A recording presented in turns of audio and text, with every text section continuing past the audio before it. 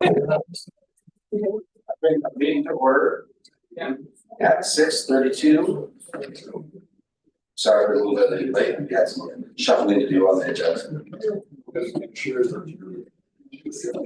So, roll call please. Councilmember Cranford. Here. Councilmember Colina. Here. Councilmember Hornish. Here. Vice Mayor Nunn. Here. Mayor Amaruso. Here. Thank you. We have a quorum. Thank you. All right, Stephanie, pledge allegiance.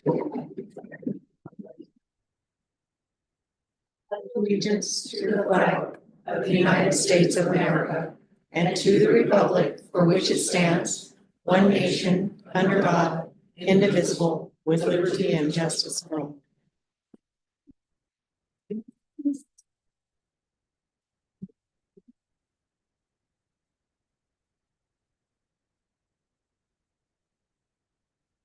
So we're going to go to number 2, which is approval of city council regular meeting items.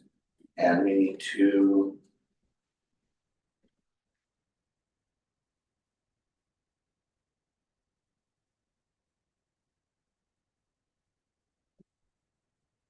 I add an emergency item. yes. Yesterday during the storm, we had part of our roof come off. And so we need to do some repairs to the roof. We have other slats that are in need of repair. And I checked with Andy and he and I agreed that the best route to go would be to use general fund reserves. And we could not get a roofer out today to give us an estimate, but our building official estimated it anywhere between 10 and 25,000 to fix the roof correctly so that we don't face this in the future storms. And so what I'm asking is for you to add the item to the agenda so we can discuss it and potentially have the item approved. And Mr. Mayor, in order to add an item to the agenda after it has been posted, the council would need to make a determination or a motion that the need arose after the agenda was posted and there is an immediate need to take action. And this would require a 2/3 vote by the council present, which would be 4 members. Excellent. Do I open it to public comment? Okay, yes, me. Anyone from public would like to speak? Seeing that? Well, I have a question. Under the direction of our city building inspector, is this not something that some of the city maintenance workers could perform with him directing them and helping them do this? Because it seems to me, you know, the work that they do, that if somebody has, like our building inspector was there telling them what needed to be done, it's like we can maybe handle this as an emergency thing, or is that not something that would be allowed? We repaired it on the bottom, but we can't get all the way to the top of the roof to screw in the top. And it is no longer screwing into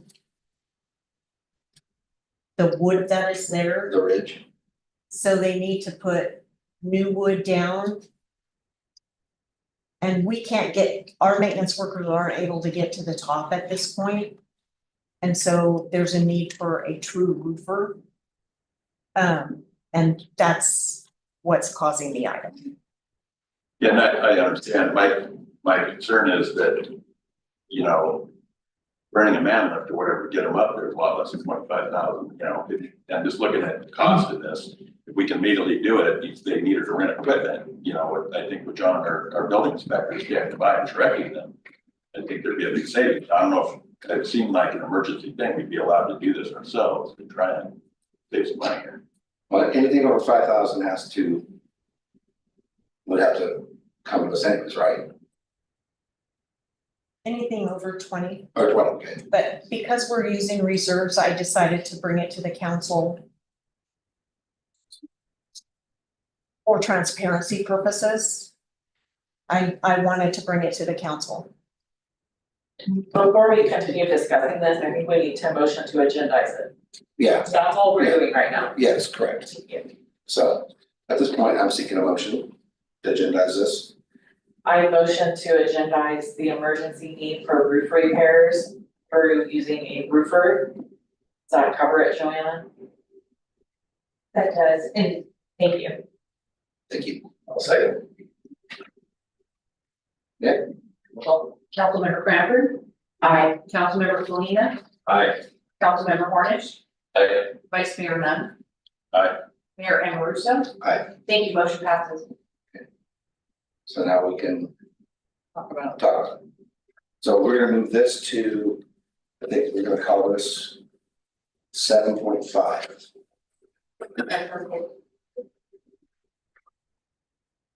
Also going to move 7.4 up to 7.0. So that. Comes in and down. But it's not your own.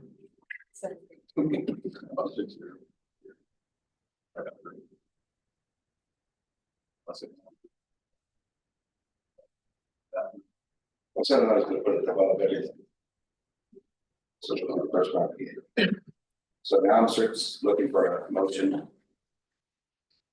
For approval of the city council regular meeting, March 12th.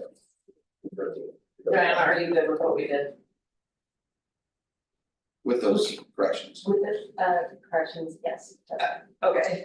I would motion to approve city council regular meeting agenda for March 13th, including the changes that we made this evening.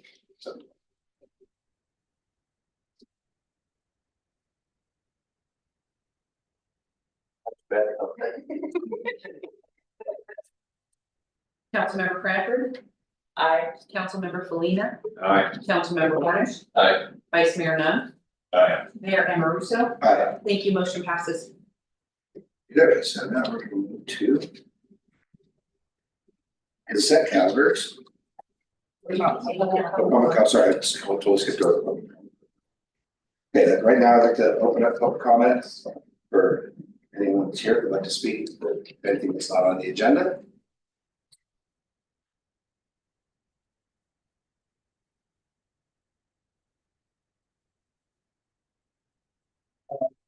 Mayor, the city council, staff. My name's Jim Wise, and I get an opportunity to serve as the chairman of the Veterans Park Committee. And I'd just like to announce that the co-chair, John Colbert, is with you here tonight.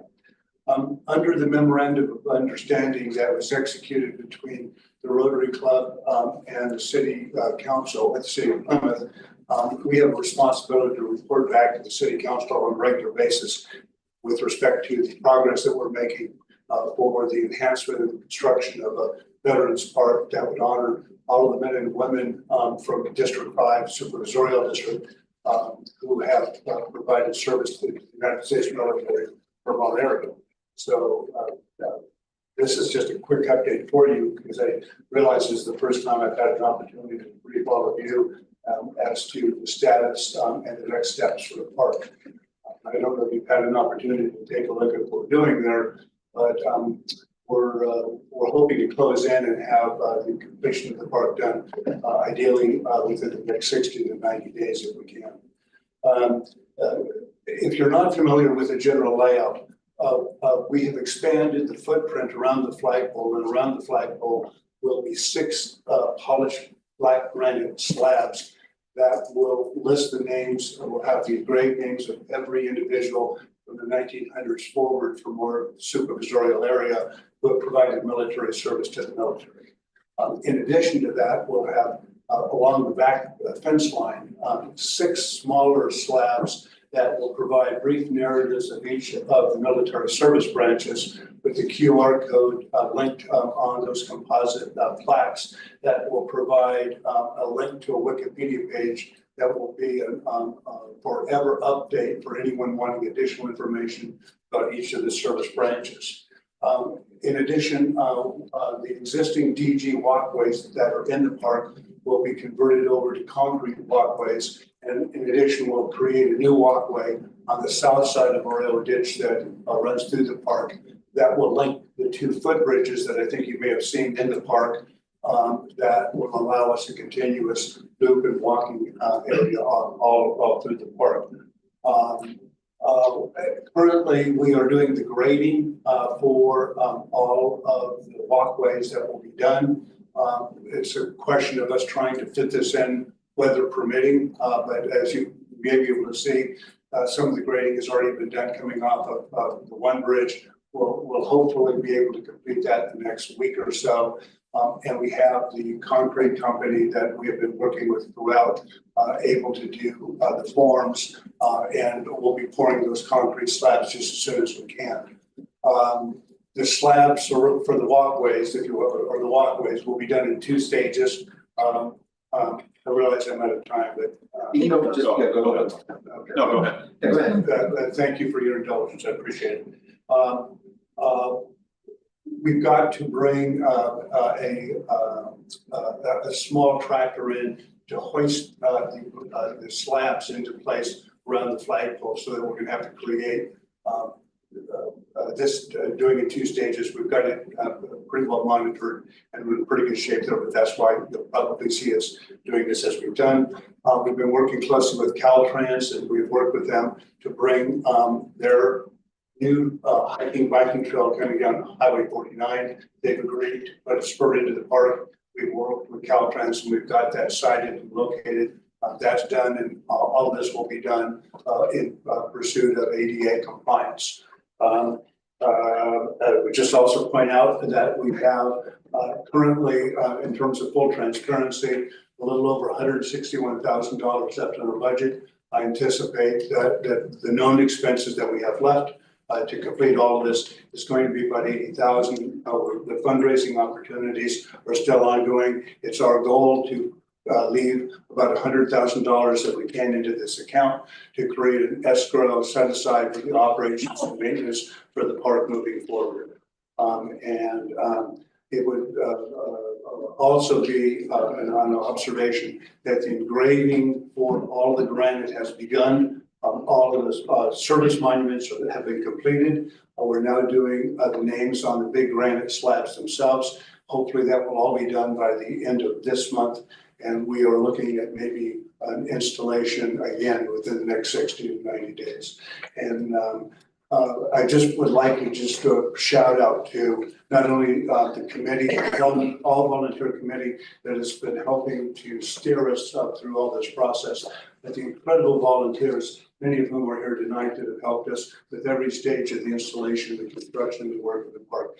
All of those bridges were in kits, and this community figured out a way to do that installation and put those bridges in all on our own. I'm just knocked out by the spirit of the volunteerism that I see in this community, and a lot of these folks are here tonight, and I want to thank everybody for what you've done. I'll be happy to answer any questions that you have. Thank you.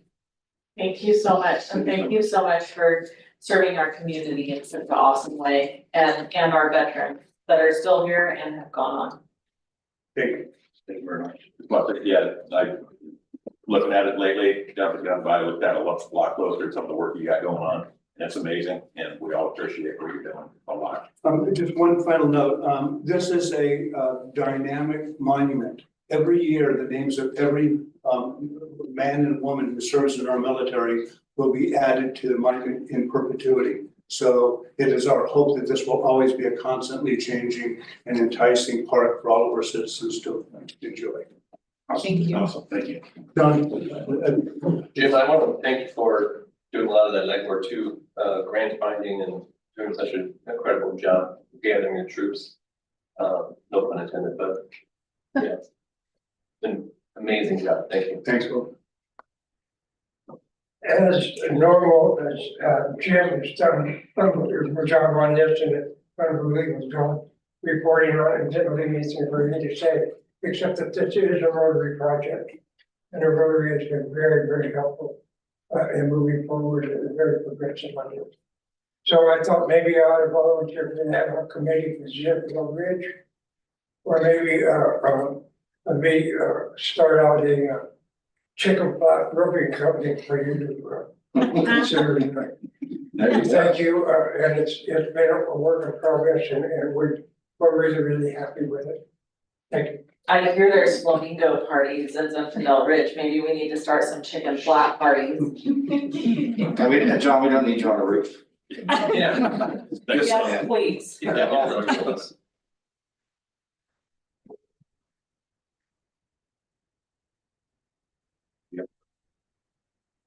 Okay, any other public comment? Anything from the internet? No written comment. No, okay, thank you very much. Right, so at this point, I will close public comment and we'll move on to. We have no presentation proclamations. We're going to consent, looking for a motion on the consent calendar. No changes there to my knowledge. That should all be. Well. Yeah, I'll make that motion. To ask for public comment. Oh, yeah, all right, my bad. Any public comment on consent calendar?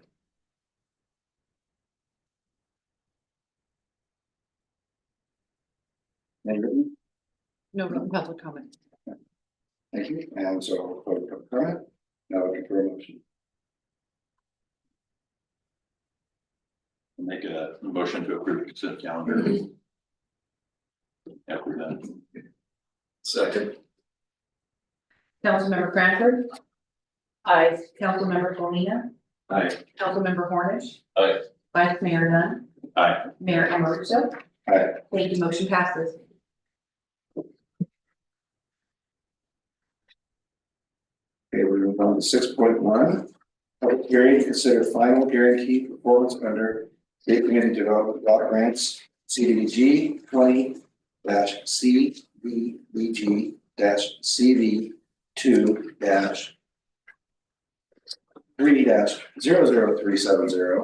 and 20-CDBG-CV2 and adopt resolution 2025-8 and 2025-9 acknowledging accomplishment and performing activities, completion, confirming receipt of all grant reimbursements funds from the state and approval of any corresponding budget amendments required as part of the grant closeout process.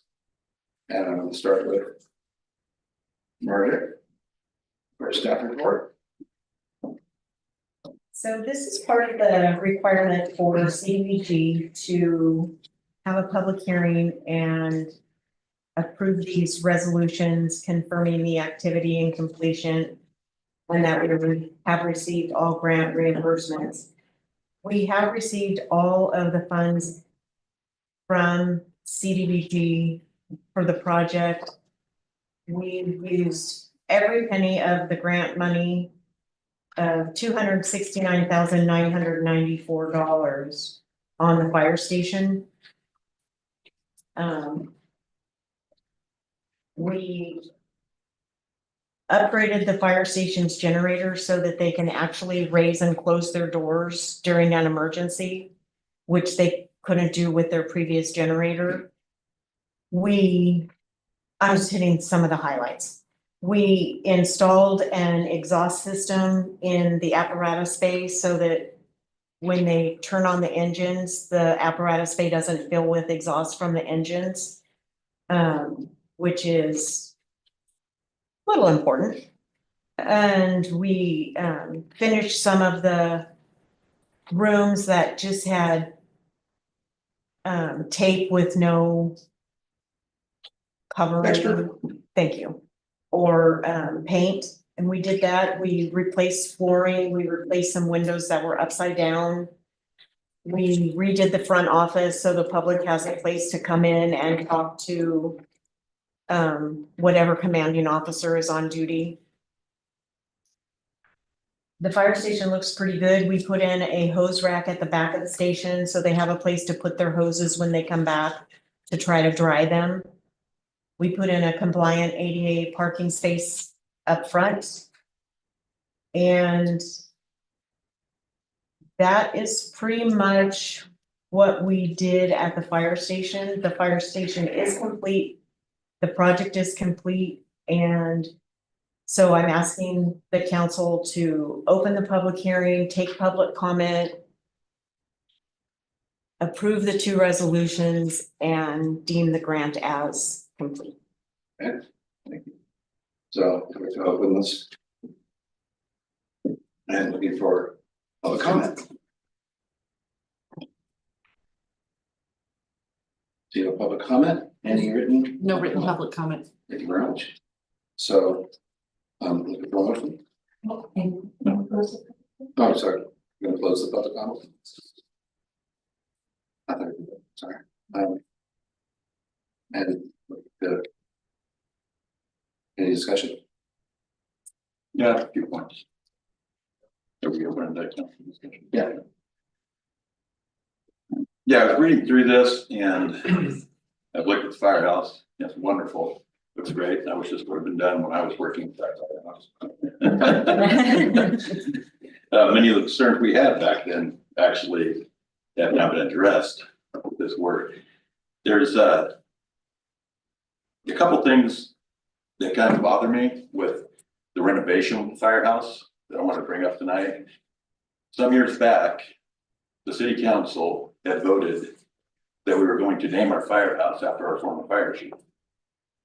And I was a little irritated that we spent $270,000 and I still don't see his name on the building. And then I look at the sign, and on the sign, it says the Plymouth Fire Department. It's actually the Plymouth Volunteer Fire Department that contracts for services to Amber Fire. Mr. Mayor, if I may, appreciate all those comments.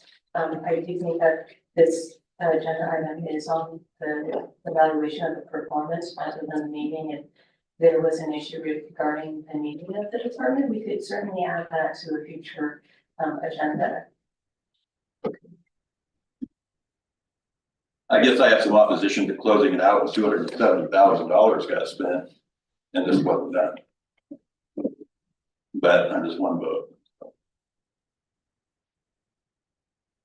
I can answer your question. We did talk to the fire chief and Mr. Marino, and it is bad juju to name a fire station and put the person's name on the fire station when they're still alive. And so we do know that his name belongs on the building, and that will happen at the appropriate time. Hopefully, many years from now. Yeah. Many He's a young guy, years so- from now. Yeah, At the open house, I was just it gonna was, say, at the open house, it was addressed. it was. I did hear it was brought up. Unfortunately, I was out of town, not able to make it to that. Yeah, I have mixed feelings about that. I wanted to, on the record, state that tonight, that, you know, yeah, I wasn't at that thing. I know that it sounds like the current chief, the Amber Fire District even brought that up, and I appreciate that a lot. But I say that for a man that for over 40 years dedicated his life to this community, you know, just to me personally, it's upsetting. I don't see this recognition.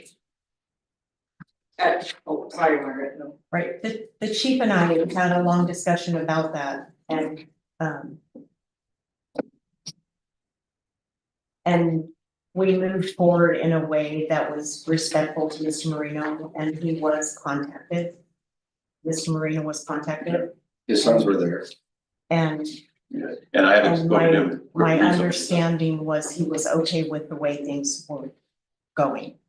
Okay, and I haven't spoken with him recently, and I haven't brought this up to him. Probably spoke to him in a few weeks. This haven't come up, because as I was reading through this, and I've been noticing that it's something that's really bothering me a lot, and so I wanted to bring that up and get it addressed. And get it out there, at least Okay, by a resolution on it. thank you. Okay.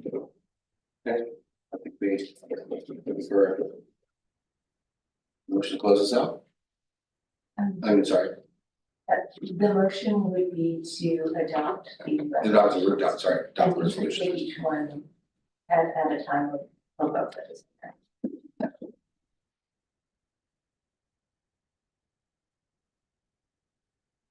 I'll make a motion that, approve the two resolutions.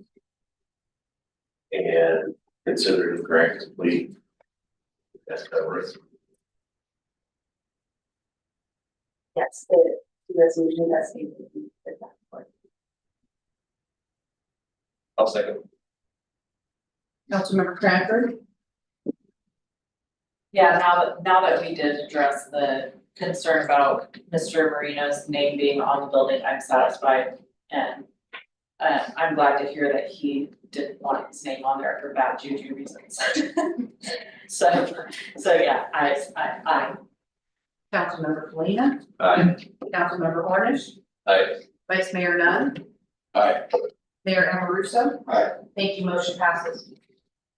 All right, moving on to the regular agenda items. 7.0, we're moving 7.4 up to 7.0. Consider forming a Zinfandel Ridge CFD ad hoc committee and possibly make appointments to ad hoc committee. That's what. This item came to light after meetings were held with council members 2 by 1 with members of the Zinfandel community. I don't know much about those meetings. I wasn't included in those meetings. So the scope of those meetings is unknown to me.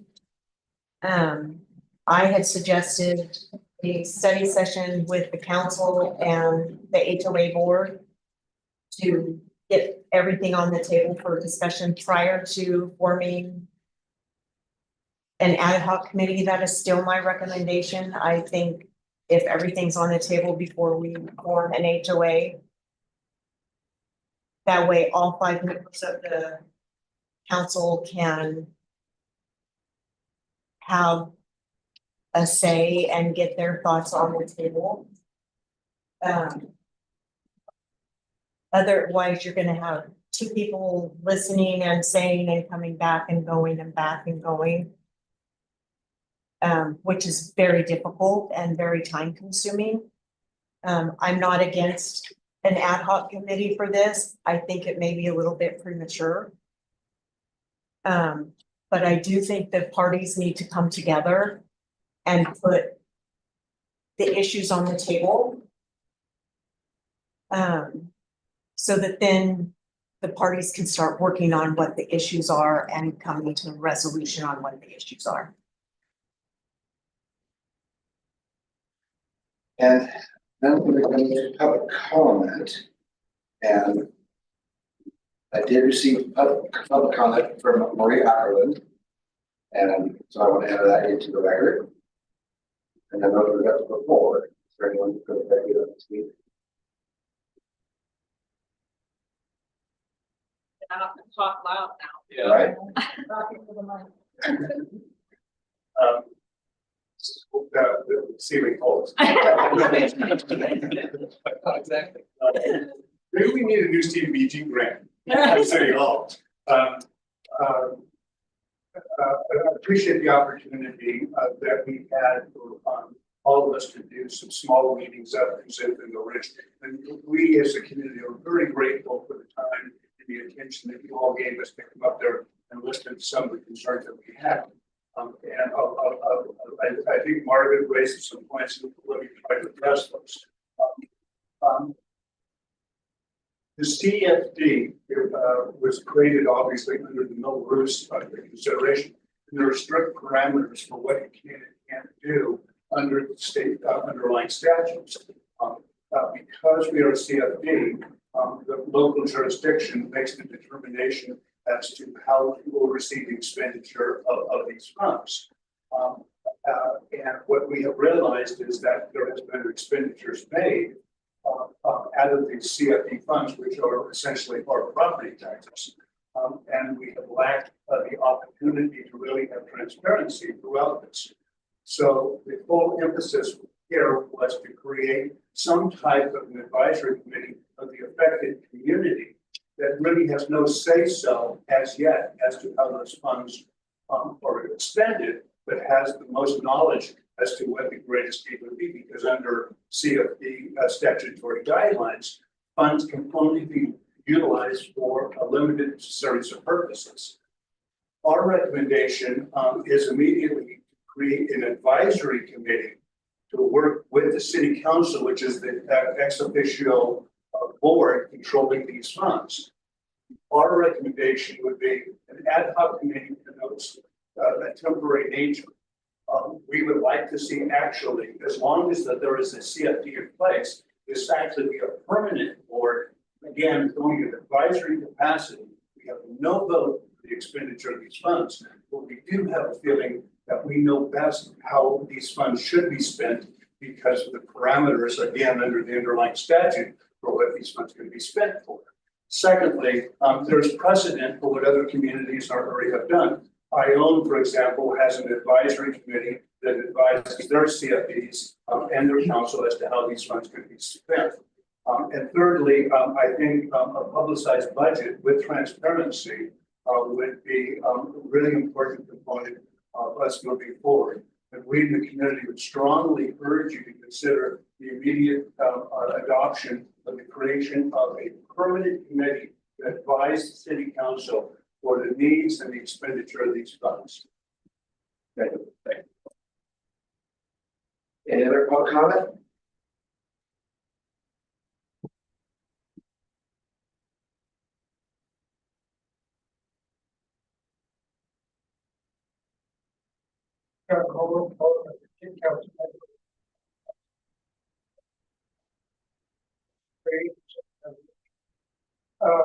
I think this is highly important. It's one of the examples, but one of the things that happened in the city that we did, except the roads and the streets and the something by the contractor.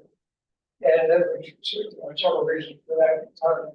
But the confusion over that was the city then was billing people for controlling what they were going to do in their front yards as far as piping the water, instead of open ditches and charging for that, fee for that to do that.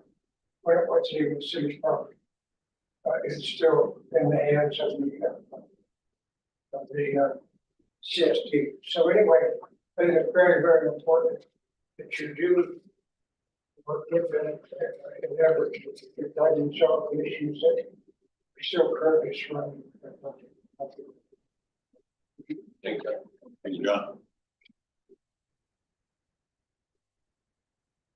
Any other public comment? Any written public comments or? Yes. Supported by Mary Ann. There's our close public comment. And open up to. We start with Rusty.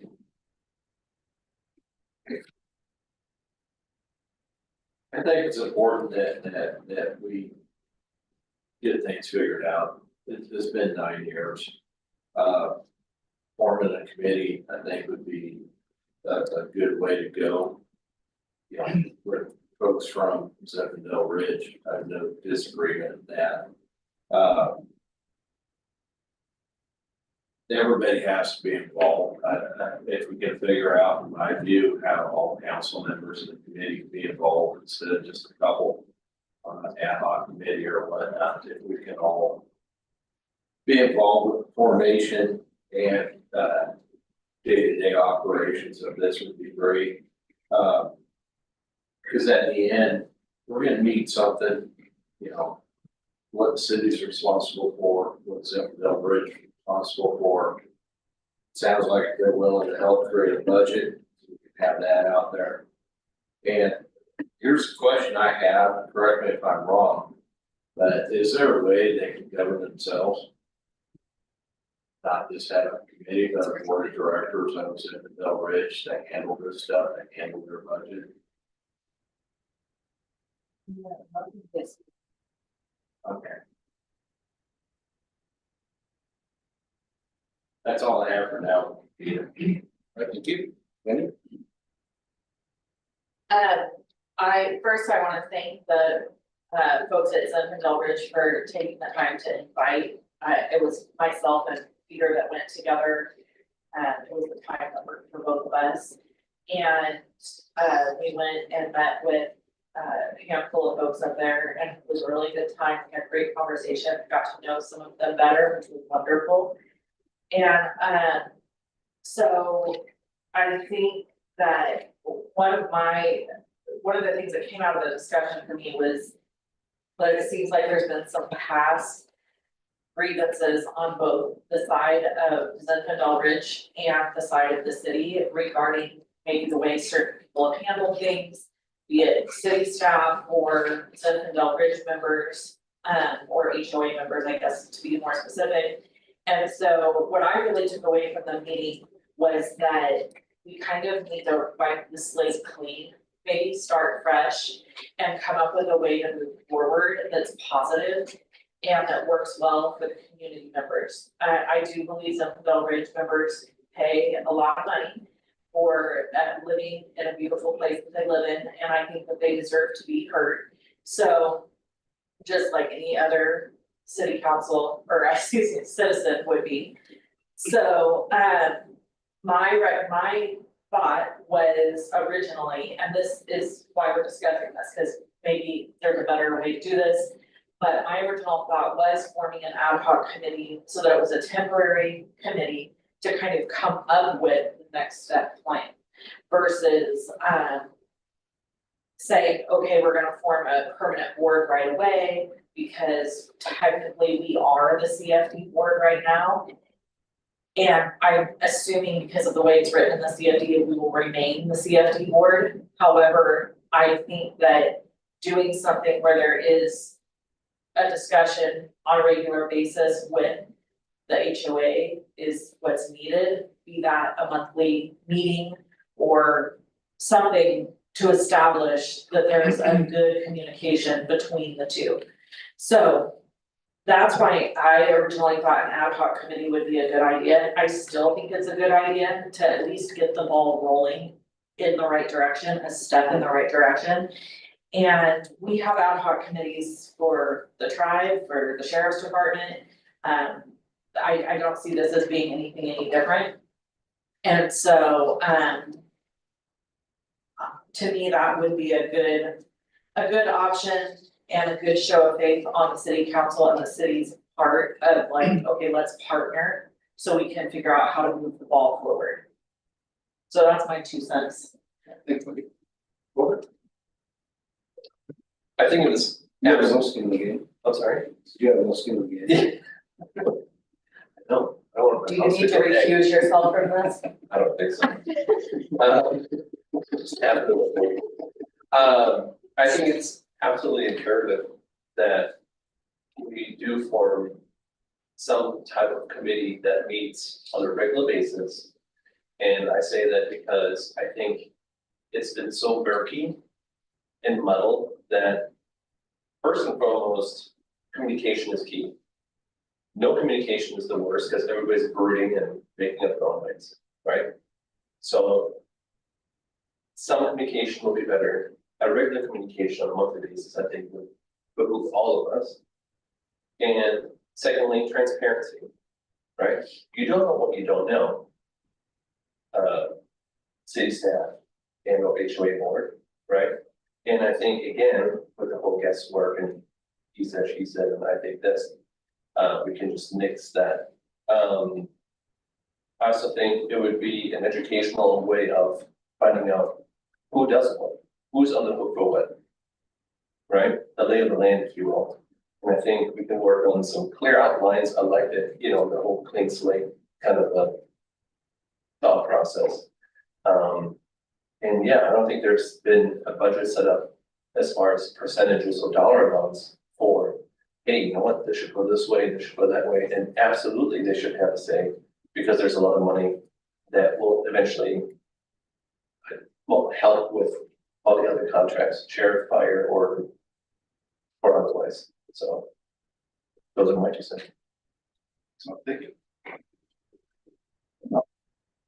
Yeah, I kind of agree with what's already been said here. Basically, as we're doing an ad hoc committee, or at least some kind of committee that we could you know, for all the reasons already listed, we need to, it has been 9 years and, you know, there's a lot of stuff, well, basically nothing's really decided on a lot of this.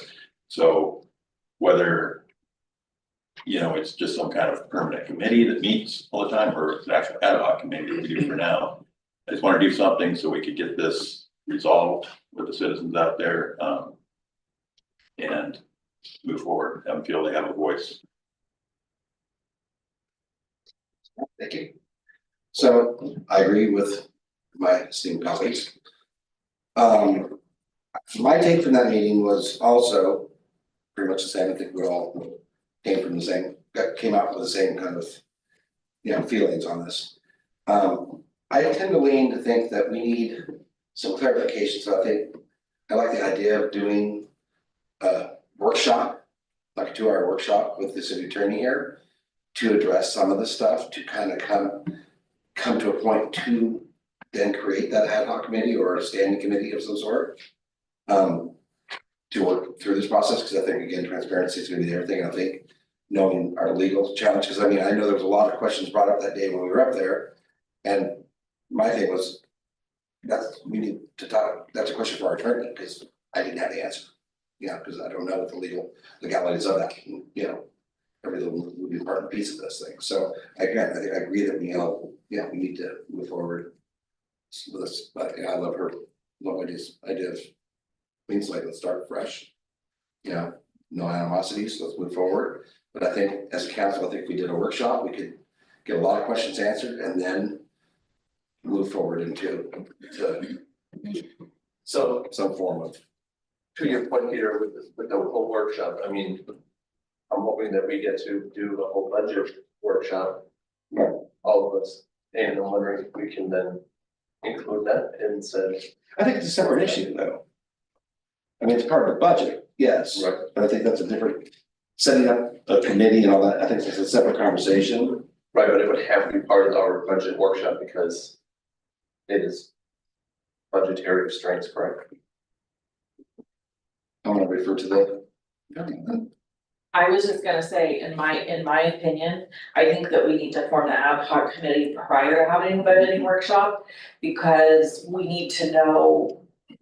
We need to kind of know what the expectations are gonna be from the HOA, not that we would necessarily adopt everything that they requested. But to me, it makes sense, you wouldn't go into a budget workshop to budget out what we're gonna do for. I think you misunderstand what I'm saying, I'm not saying a budget workshop. No, I A know workshop you're of not, just- I'm addressing Holger's. Okay, I'm like, whoa. No, I know, you're saying a workshop to decide if we need an ad hoc. No, I think we need it, I think it's just beginning as Okay. as a council together. You have to start an ad hoc committee and then do No, hold on. To do the workshop, but to do the workshop, they got, Zinfandel Ridge is gonna have to have an ad hoc committee to attend the workshop, so we can start ironing out everything. And have the city attorney and maybe even Andy up here, so we can figure out everything that's going on in a workshop just dedicated.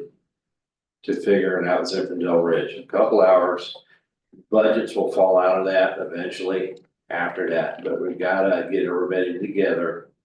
Throw it all on the table, figure it out, and without a committee from Zinfandel Ridge being part of the workshop, I don't think we can move ahead with it. can I ask a question, Joanna? If we form an ad hoc committee, is there anything stopping us from having a workshop? No, there's not. Thank you.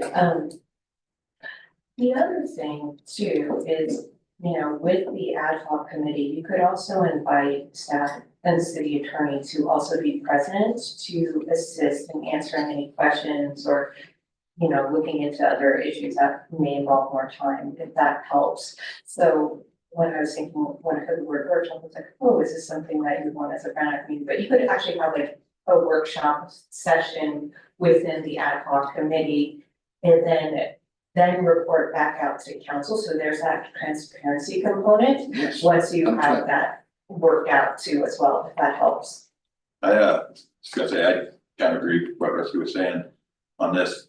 The only thing I'm wondering if we couldn't do that meeting on the same night or if people feel it would be too long of a night, on the same night, we're doing that budget workshop, that way we're only paying for people being here one time for those two meetings, or attorneys traveling and different people. I don't know if people feel that would be too much in one night, so.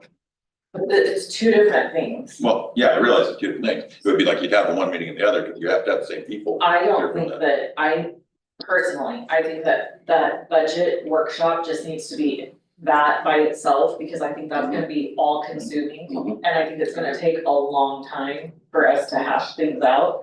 So I wouldn't want to shortchange the Zinfandel Ridge citizens by grouping them in on something our brains are already mush. That's just my 2 cents. I think, again, I mean, you guys can do, I'm personally for having an ad hoc committee, because based on what I've seen, how they work. The only issue I have with them at this point is that I feel like there has been a lack of transparency to the citizens and the council with ad hoc committees, as in not reporting back as to what's happening in them. But, I think that that's something that can change.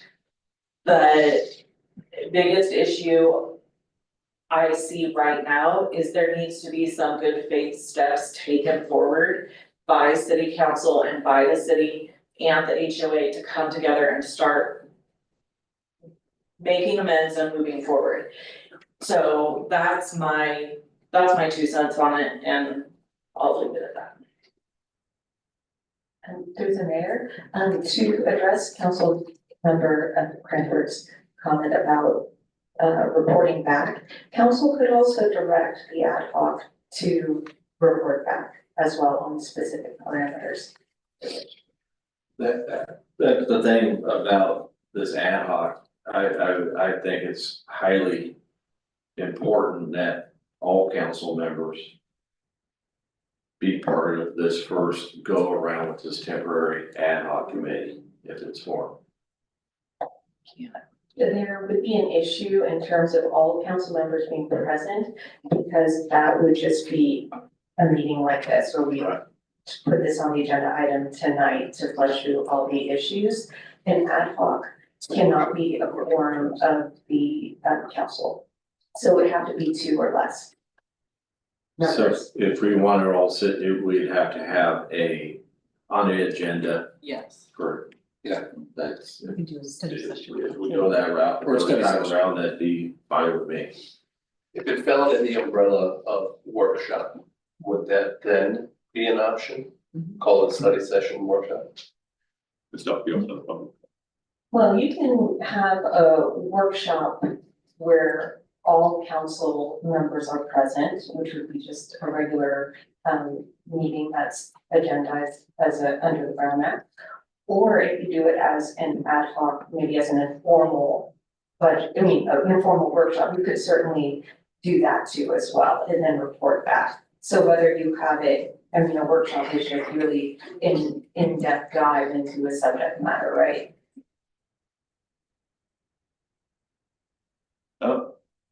Either way, I'm all definitely for the ad hoc committee, but I'm also, if we wanna do some type of a public meeting, so, all 5 of us could speak and their representatives from their HOA could speak here in public, so we're not violating the Brown Act, I'm happy to go that way too, before we set up yet, either way, as long as we get something set up. Mark. I'm sorry.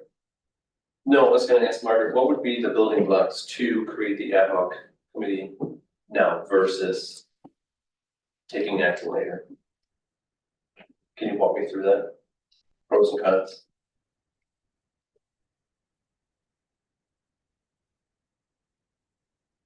You can set up the ad hoc now, but my recommendation would be, even with creating the ad hoc, my recommendation would be to have a workshop or study session on the floor, a Brown Act meeting, inviting the entire HOA, and have both parties at the table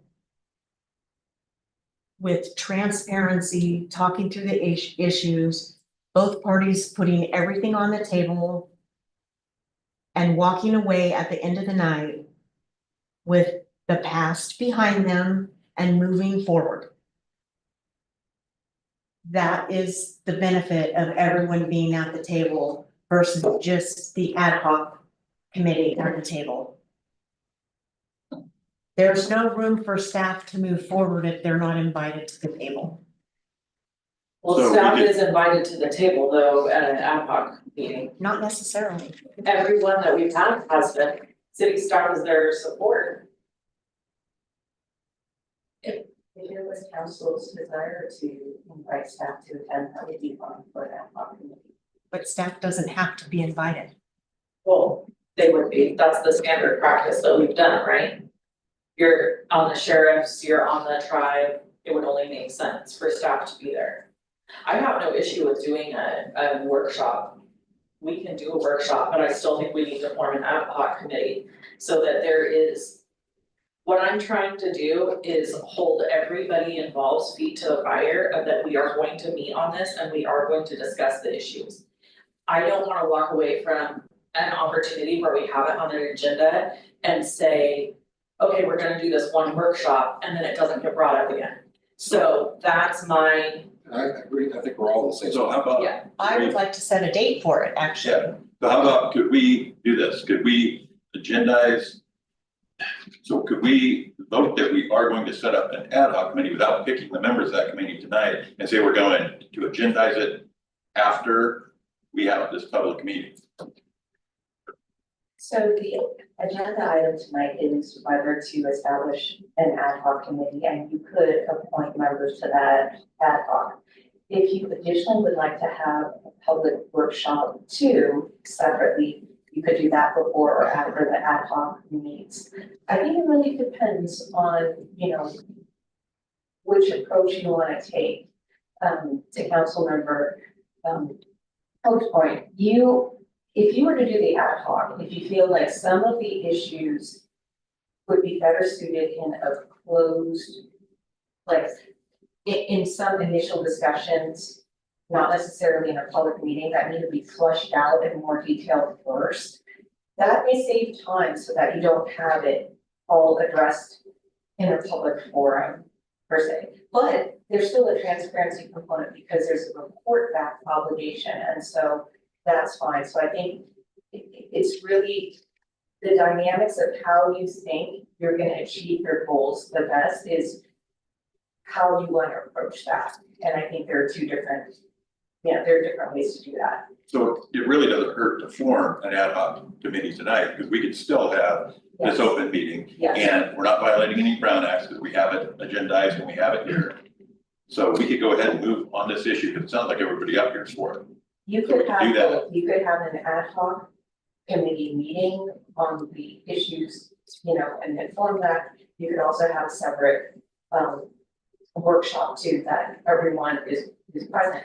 But I do think, to Councilmember Prancer's point, is, that's the timing issue, whether you wanna have the ad hoc meet first, and then kind of figure out what are the issues, kind of narrow that down for a public workshop, or do you wanna have a public workshop? Because in some ways, if you have a public workshop ahead of the ad hoc, it may kind of cut against the purpose of the ad hoc, because the ad hoc is really trying to have two members of the council try to flush everything out for the purposes of efficiency and then bringing it back to the council with a more narrow focus presentation.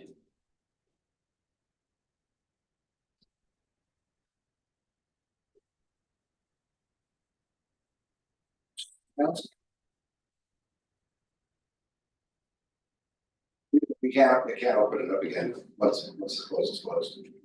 So, well, join in a second. And I will wait your direction. for a motion, or you have someone that, whoever wants to. Go ahead, Chris. So I gotta get this clear. It's clear This as is mud. where we're going here. So the ad hoc committee could be formed tonight. The first item that the ad hoc committee could do is set a date for a workshop. And not discuss any prior issues and whatnot, so I'm just trying to get everybody in the same room. So we don't have partial amount of folks deciding on what's gonna be brought up in a workshop. I'm all for getting an ad hoc committee or a permanent committee, but we all gotta sit at the same table to hammer out the issues. And give it enough time to hammer it out, not taking, if it works out at a council meeting, great. If not, we gotta figure out how to get everything on the table and give it its due time to figure this stuff out. I don't wanna go back into the committee. Two folks from here, their group meets, and then we all sit down and say, the ad hoc is formed. The first thing that they should talk about is setting a workshop date, so we can all be there. City staff, everybody that's involved. So I think, for the purposes of, maybe this will help is just really first decide whether you want an ad hoc, and if so, if you want to appoint members tonight, and then maybe we can parse out the other issues separately if you want to have another workshop too, or if you want to have a workshop at all. I just wanted to, comment that I did receive a note that the HOA is subject to the Brown Act. So the HOA would be a separate body and entirely, so they are governed by their own set of rules too. So for the purpose of what I was discussing here tonight with the council for the Brown Act, I would run to the body here as the council, not necessarily the HOA. So each body, whether it's the council or the HOA, they would be subject to their own set of rules for transparency. So essentially, if we did like an ad hoc, they could only have 2 of their HOA members, we can only have 2 of our council members. And if we do a workshop, we can have our whole council, but they still have to adhere to their own Brown Act rules. They have to follow their rules, we follow our rules. Correct. Okay, so But that doesn't mean that you have to only have, see what you're saying, I guess you could have it noticed as a Brown Act, they could notice it as a Brown Act meeting, but that would require council to notice it as a Brown Act meeting. it would or would It not. would not, if you had an ad hoc. If we have, I'm saying we have it, so we can have a whole separate meeting that's not a city council meeting, but is a workshop meeting with all 5 of us, invite them, we sit down, That's a Brown Act meeting. right, okay, so if we vote tonight can we basically amend this agenda item to say something like that, or would we have to agendize that then as a separate thing that we're gonna have a workshop? You could just provide direction to agendize for a future workshop on a particular day. So that's fine, that's just the general item to put on for, a future meeting. If that makes sense. So you could go ahead and say, that's great, and we would like to schedule this for a future meeting. You're not taking any action by scheduling a future meeting. For workshop. So if we pick our ad hoc, our ad hoc could meet with their 2 representatives and decide when to do the meeting and everything. By picking this tonight, what I'm getting, my understanding of it. Yeah, but then we have to go through Margaret. Like if 2 of us are on the ad hoc, like it's me and Rusty, let's say. Then if we sit down with like the HOA, then that means I can't then message Peter and you and Holger and say, hey, are you available for this date for a workshop? All of it has to go through Margaret. Right. So, Well, Well, I don't think so, because you're not discussing one of the topics, you're just asking if we can show up then. Scheduling it so that would be. That's not a Brown Act violation. Yeah, so what you, anything in terms of scheduling something for a future Brown Act meeting is fine. okay, It's just the substance you can't, the subject matter you Got can't discuss. okay. So could I make a motion then theoretically to approve the creation of an ad hoc committee with the Zinfandel Ridge HOA? And adding to the fact that we should start with the workshop. You can always start with, you can always do workshops separately, so I would put that aside. I would say if you want to establish the committee, you establish it and appoint members tonight. And then let's deal with that first, and then we could deal with the workshop after your motion. I think that everybody reason you do this ad hoc. The two people on the ad hoc know that we want to have the committee, so I think they're gonna move forward with that. Yep. I would think, so I think that we spent a lot of time on it, I think everybody's pretty much for it. You know, I think we should take a vote on it, set up the committee and let the ad hoc committee put this forward, that everybody knows what the direction we want to take, so. Okay, motion. Make a more motion to form a Zinfandel Ridge ad hoc committee. Anything else I need to say? And if you would like to recommend any appointments, and you could take that one at a time, or if you know two or there's a. Yeah. Discuss that. Let's see, that's part of the discussion. Okay. Okay, so who's interested in being on that? Me? Okay. I'm shocked. That's not any issue with that, just if the person on this committee lives in that neighborhood, in fact, No, it's not. okay. Yeah, I'm willing to do it too. Anyone else willing? So I would do it, but if you guys want to do it, then. I mean, I'm not So- gonna die on the hill. No, me either. So my thing is, okay, so we know that we have people willing. So we can make a motion to form the committee and appoint one transfer and Councilman Mornish to the committee. And one. There is a motion, this would be looking for a second. I'll second. Oh, sorry, You can say, can I say something, yes, even though it's been motioned? yes. I think Rusty, because he motioned for it to be me, right? I think Rusty's gonna do it instead of myself.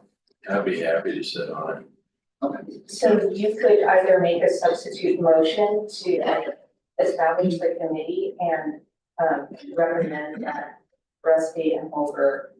Or I'll just re-motion it. How's that? Just pull back and re-motion. Or you can Yeah. pull back, well, the Okay. substitute motion, they are taken in reverse chronological order, so if she makes a substitute motion, that's taken first, or you could just withdraw and restate your I'll motion. just withdraw and rescind the motion. Thank you. Thank you. So I make a motion for a Zinfandel Ridge ad hoc committee, Councilman Mornish and Councilman Lena appointed to that committee. Second. Councilmember Cranford, Aye. Councilmember Felina, Aye. Councilmember Hornish, Aye. Vice Mayor Nunn, Aye. Mayor Amoruso. All right, Thank you, motion passes. thank you. So? I can't tell. Listen, Like musky. You smell that? probably. The attic's open right there, so. It's been over for years, but it's been. Been wondering. Okay, so we're moving on to 7.2. I don't know if you wanted to take a workshop issue now and scheduling, or if you want to go with that, okay, then. Mark, did you say you have a date in mind already? I think we'd have to wait until we got the homeowners association, president, right? So our ad hoc committee, have to reach out to them, thanks. And you could do that too as well, if you would like to pull on date first and then. I think- Yeah, I know he wasn't able to be here tonight, so maybe contact. I think just leave it up to the ad hoc committee to schedule a workshop. Yeah, so I would agree with that. we don't need to micromanage. Thank you. Thank you very much. Good. Moving on to 7.2, review and approve the 2024 general plan annual progress report. And Sorry,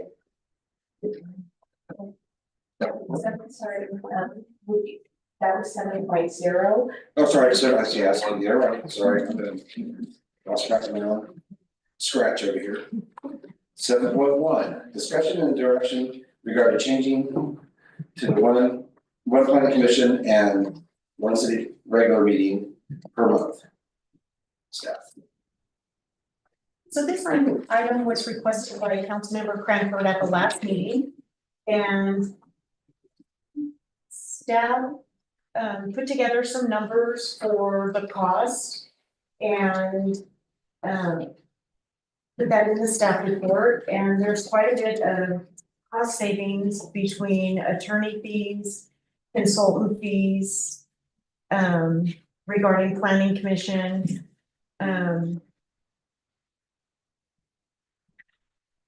and the annual cost savings if we were to go down to one meeting per month is between 56,217 and $62,440 a month, and that's just for council. A year. A year. Planning commission would be about the same because the attorney doesn't attend the planning commission meeting, but we have a contract planner who costs money to attend the planning commission meetings. So you could double that $62,000 and that would be the savings for going down to one planning commission meeting and one council meeting a month. You could always call a special meeting if their need arose. And staff would make every attempt possible to give more than the 24-hour requirement. And by going to one meeting a month, it also would allow staff time to work on other projects. Right now, I can tell you that my workload is in constant packet mode. When on Monday morning, I will start working on agenda reports for the next council meeting and reviewing staff reports for the planning commission meeting. So I am constantly in a packet mode. So trying to fit the other work in my workload is very difficult.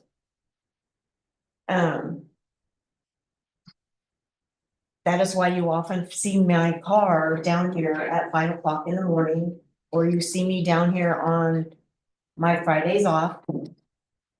Those are the times that I fit the extra work in.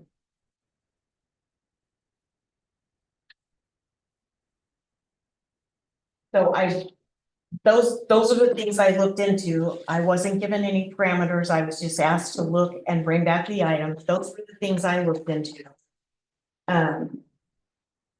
Staff is recommending that the council discuss the item, provide direction as desired. And if the council directs the staff to come back with one meeting per month, the staff would bring back an ordinance for introduction at either the March 27th meeting or a future meeting after that. And staff will take the direction given by the council. Hey, Ducky. Thank you very much, Margaret.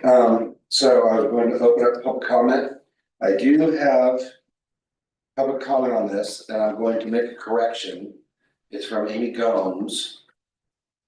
Amy Gomes, and she put it up here as 7.2, but actually I think she meant 7.1 because it has to do more. It has to do with this item. There was actually an error in There the is an- agenda, Yeah, there's an error. so that's probably why she did it like that. Okay, Yes.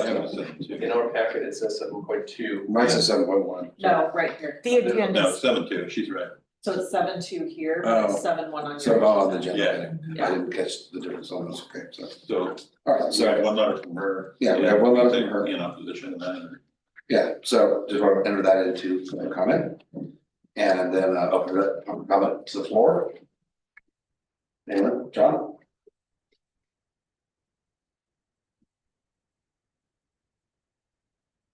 I think this is a great thing. You can save $60,000 with the council and $60,000 with the planning commission. Planning commission don't meet in every month anyway, No, No. you know, so you're not gonna save $60,000. yeah, we won't, yeah. And it's ludicrous to me. You need to look at cost savings in other areas rather than cutting out your communications with the public. Right now, in this heavy times of political wrangling and everything, there's so much emotion going back and forth. The very main thing that you have to do here with your public is stay informed and have meetings. I think it's ludicrous at this time to try to do some small cost savings. If you were gonna go for broke, you could have one meeting a year and save 500,000 a year. That doesn't make any sense at all. You're elected officer, you're elected as officers to meet. When you sign up for the position to meet twice a month and to cut that, for a minor cost savings, I would agree. I think a very, very hardship on your community. Thank you.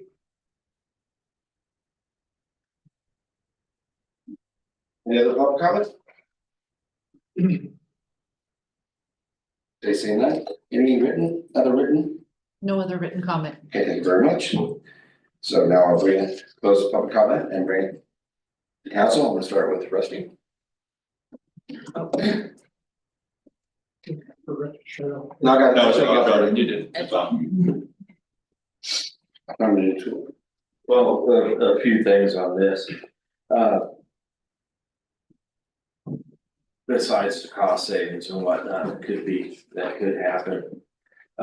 There's other towns within the state that do monthly meetings, Los Olivos, Ferndale, Amarillo City. I know it's not close to our population, but Los Olivos and Ferndale, a little bit of work. I researched out them today. They're 1,200 to 1,400 people apiece. I do think by setting a monthly meeting that council members and planning commission would have to be ready to go. I think there's a chance of being more focused. Cause I know I would be to get items done in a certain amount of time. Some things I've learned over the years of dealing with the federal government and whatnot is we would call the meeting in order. We would set a time frame and it would help us get down to the nuts and bolts of the meeting. We could always call special meetings, which is evident. And I think it's really worth taking a look at, to be honest. I know that, being able to contact us is hugely important, and I think there's avenues and means to do that and still keep up with what's going on.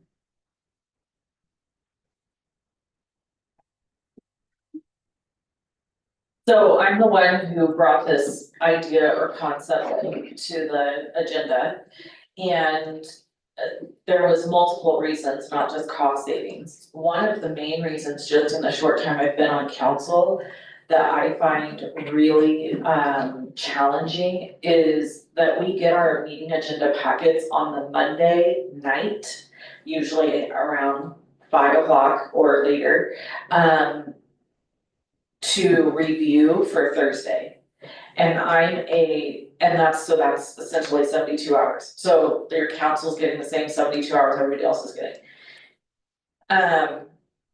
As a non-retired working mom, it can be very challenging to study everything that needs to be gone over in an agenda packet within 72 hours. So I feel one of the things is I don't feel that sometimes possibly that decisions can be made that are thoroughly researched by council in that short term of a turnaround, especially if it's an agenda item that has a wide breadth. So, or if you've got to go back and look at old agenda items or old packets or something like that. So for me, one of the thought processes was if we had one meeting a month. First of all, planning commission, to Mr. Colburn's point and others' point, planning commission often gets canceled and isn't held every month or is only held once a month. But I know in the previous council, there was a lot of meetings where they were canceled due to lack of quorum. And so my hope would be that if we did this, it would ensure that one, my hope would be that our agenda packets and our agendas are to us a full week in advance versus 72 hours. And that we would not have canceled meetings due to lack of quorum because there would be a set day that, and it's only one day a month. And if our meetings went a little bit longer to satisfy whatever we needed to discuss, or add additional agenda items, I think that that would be acceptable. I'm not opposed to staying with 2 meetings a month, but it is something that I think that we should consider. And I mean, the cost savings actually are pretty shocking to me. I didn't think that those were a small amount. I think they're kind of a significant amount. But I don't think my point with that is not my primary objective with wanting to go to 1 meeting a month. It's not just the cost savings. I think that things could be run more efficiently. I think that there would be a higher expectation for less mistakes in the agenda packets. And I think that there would be an expectation from council that we receive our agenda packets in a more timely fashion. I can't speak for all the council members, but that would be my expectation if the city staff wasn't having to turn around so quickly. So those were my thoughts behind wanting to move to 1 meeting a month. So that's it. I think that's kind of my 2 cents on it, and whatever the majority thinks is fine with me. So I struggle between being an elected official by the voters, by the public, and we serve the public, right? So do I want to save money? Absolutely. Do I want to support our voters? Absolutely, because we're public officials, right? So my question comes down to, is it possible that the voters decide 1 meeting versus 2, or? Well, so I guess, yeah, how would we do that, right, and how much money is that gonna cost? Yeah. Through the mayor, if you would like the voters to decide, that would actually have to go on the ballot. Otherwise, it would. Right, and it's also a timing issue. If you have a special election, that's gonna cost more because it's not consolidated. Otherwise, you're looking at a general election. Yeah. Okay, thank you. I'll tell you, I've listened to the pros and cons on this, and I've gone back and forth on it. You know, what I'll say is, you know, all the points that Councilwoman Granford brought up are valid points, and I agree with a lot of the points. I too struggle sometimes to be able to do the whole packet with my, you know, my job and everything, getting it on a Monday night and research, because I like to research, go back and look at old agendas and packets and stuff and see, you know, some of the stuff. And it is very difficult, and there's sometimes when I feel like I wasn't able to spend enough time on it for, you know, my commitment to the citizens here. You know, however, the problem I do have, and like I said, I've thought about this all week and gone back and forth on it, is that by going, you know, the 2 meetings a month, I mean, sometimes it's very difficult for me to make it, but I signed up for that, you know, when I ran for this office. And I looked at actually all the other cities in the county, and only Amador City, which very small population, I would imagine, a lot less on the agenda, meets 1 a month, but everybody else is doing 2 meetings a month here in the county. My feeling is too, you create a situation where now somebody has an issue that they want to bring up to us. You know, they have to wait an entire month maybe. And I have heard, you know, yes, we can do special meetings, but I think there would need to be more in place before we do that, because it's special meetings. I know they only get agendized sometimes 24 hours ahead. So we got to think about the people in the public with only 24 hours notice, maybe with their work schedules and what they have going on. Now, they can't make it to that meeting and it meant a lot to them to be there. We also have the issue that was brought up recently, and we still, haven't resolved, is public access, to our meetings. There seems to be a lot of opposition to going back to Zoom or whatever. I think it's once a month and you have people that can't make it that one night and we don't have anything in place, even like a calling card system, where we could call the person or they could call in. I would want something like that in place before I think I'm gonna be ready to agree to cut it down to once a month. Because I think it's just, I'm all about saving money, and I think that's what we need to be looking at right now, really hard is saving money, obviously.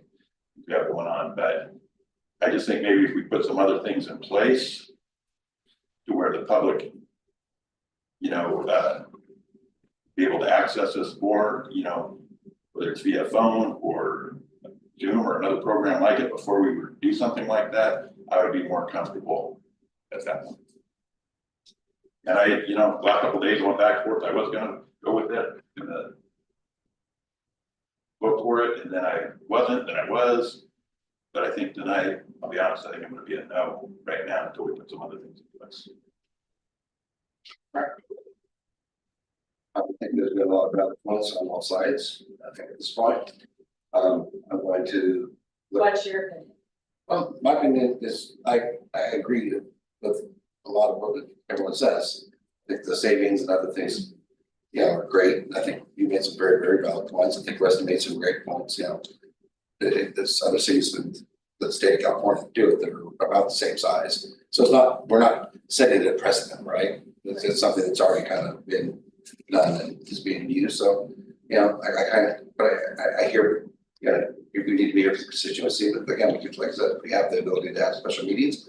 If we see, I think if Margaret, comes forward with, a bunch of stuff hits, and we feel it could be too big of a meeting, we can always agenda a special meeting.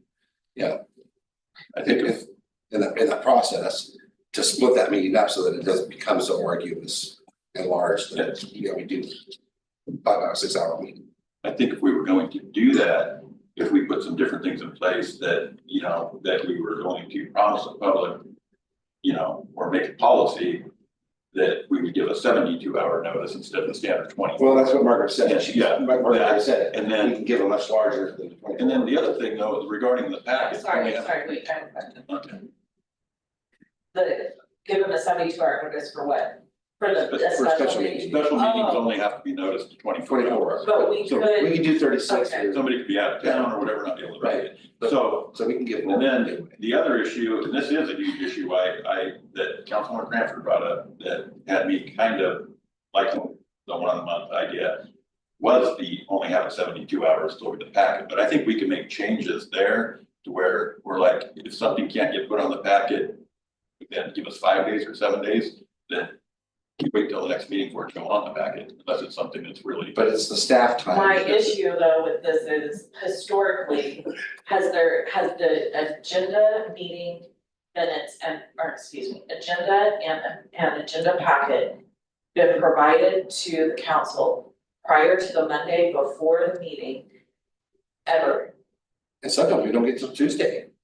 So, well, that's not That's a problem possible, though. cause that's a Brown Act violation. No, it's not, just the agenda has to go out Well, yeah. 2 hours in Okay, advance. yes, We so, have- yeah, Right. We have published the the packet packet on on Tuesday. Tuesday, Yeah. okay. Make it very hard to make an informed decision on stuff. Exactly, so what I wanna just bring back a couple of points and then we can just make a decision. I want to, actually, Amy Gomes submitted a public comment, can I respond to this a little bit? Okay, so she had a really great point in here regarding having children and it being difficult to attend, and she actually even specifically called me out in this, not called me out, but brought me up in this letter saying that she didn't see that I attended meetings frequently prior to me campaigning and everything. She is correct in that, and she states that it's because I'm a mom and my daughter wasn't driving yet. She's 100% right, and I was toting my kid around everywhere there was to be. But it wouldn't have mattered if the meetings were 2 nights a week or 1 night, or excuse me, 2 nights a month or 1 night a month. I still wouldn't have been present during that time because of the commitments I have to my daughter and all of her activities. So if anything, to me, having it once a month might make it easier for somebody to attend 1 time a month instead of feeling like the pressure to try to come twice, but anyway, that's neither here nor there, maybe they could attend one and not the other, so I see her point there. But the point I wanna make too is that historically, the city has never provided the city council their packets prior to 72 or 48 hours prior to the Thursday meeting. That, in my mind, is not serving my constituents that voted me in to the best of my ability. Because I don't have the time to review at the length I would expect to be able to review. So, a question I have for you, Margaret, is at this point in time, to use either an ability for you to have agenda packets to the city council sooner than the Monday before with having 2 meetings a month. No. Okay, so if that, I guess I'm a quality over quantity person. I would rather, and I think that that's the most important position or point I wanna make tonight is just that for me, I would rather have the time to really study and understand what I'm making decisions on instead of either having to kick the can down the road every time I come to a meeting or making an uninformed decision. I don't like being in that position. So, we've got, as a brand new council, with the exception of Mayor Amoruso, we have had some heavy stuff to deal with. Yeah, unusually. Yes, Yes. right out the gate. Yeah, that was. That required a lot of time and effort and study.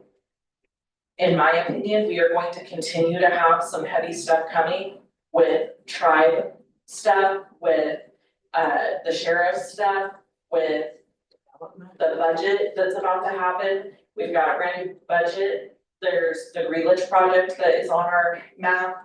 We have some really heavy loaded things, so I am totally fine doing 2 meetings a month. It has nothing to do with me not wanting to be here more than once a month, or I think that's the question. yeah, or even the cost savings. I mean, while the cost savings I think are beneficial, it's a little check on the pro side. Ultimately, I wanna be able to perform and do my job well. I cannot do my job well with that short of a turnaround time with agenda items. Can I ask them? Yes, So 2 meetings a month, we cannot get the packet together more than 72 hours in advance. If it were once a month, can we then get the packet together more in advance? So that we have more lead time and study time? Can you give me just a minute? I'm calculating days on. Absolutely. Theoretically, we could put twice as much on, so it's still the same workload. But Well, that's what I'm asking. yeah, I mean, that's true to a point. Well, yeah, I want to address one of the things, what you said about all the things we have going on. That's kind of, I got to thinking about that right now, that there's so much important stuff on our plate. That, like Peter says, and I can tell you, reading back and watching meetings over the years, hasn't always been like this. But that kind of got me to thinking that right at this time, we should probably stay at the 2 a month until some of these things are resolved. Otherwise, we're gonna end up quite possibly calling a lot of these special meetings. But I mean, once a couple of these things are resolved, which hopefully won't be too very long, and we put something in place where people could somehow, if they can't make it, could still call in or comment where we go to some system, then I would be a lot more comfortable looking at the 1 a month. I think it's multiple things to me, why I think it's just maybe too quick right now. And if you asked me a couple days ago, I didn't feel that right, I was thinking about it once more. Because we don't have to decide tonight, if general consensus is that this needs to get tabled for 2 months, then it could come back up on another agenda. Yeah. Simple as that. Yep. You know? Yeah. I think everybody voiced all their concerns. Yep. About it, and from what I'm gathering is. Some more items need to be added and thought about, Zoom, packet, time, all that. Before we can make a really good decision on what time of month, and workload right now, there's a few things, so. Everything I'm seeing is that we table it till. Whatever, March, April, May, June, something like that, and revisit this in June. And see where we're at with it. I like that idea. I think it's a great idea. Personally, I'm saying. Councilmember Cornish, to answer your question, yes, you could get the packet sooner with one meeting a month. We can turn it around in that timeframe. Thank you. I think that was Wendy's question too. I'm gonna go ahead and just make a motion so that we can move forward and we can all just vote however we wanna vote on it and whatever is fine. So I'm gonna motion that, where are we at? 7.1. Oh, yeah, sorry, we've moved things around so. I know, it's confusing. Is it 7.1 or 7.2? 7.1. 7.1, okay, so, I'm gonna motion that we table the. One city council regular meeting per month agenda item. For now, can I motion that way? Yes, Yes, it sounds like there's still more to the motion. I was gonna say to a later date, possibly in April or May. May, maybe, June. May, June, How about till the first meeting in June? With that, sure, I kind of like the June idea. okay, so I'll say it again, that good, Yeah, I mean, if you wanna have it as a motion, you can just have staff come back with it and direct staff, so a motion's not required. oh, okay. Yeah. Okay, so then let's just table it till the first meeting in June. I wanted to check, because there's two components, right? There's council and there's also planning commission. Is that the same for planning commission too? Do you want to? Yes, I'd say both. Yeah. I would say yeah, both. they cancel all the time anyway, so. Yeah. Yes, they do. The first meeting in June. Yes, we'll that sounds do good. Okay. Mayor Amoruso, I'd like to request a break, please. Yes, Yes, of course. Do that too. Thanks. I'm good with that. Bring that up.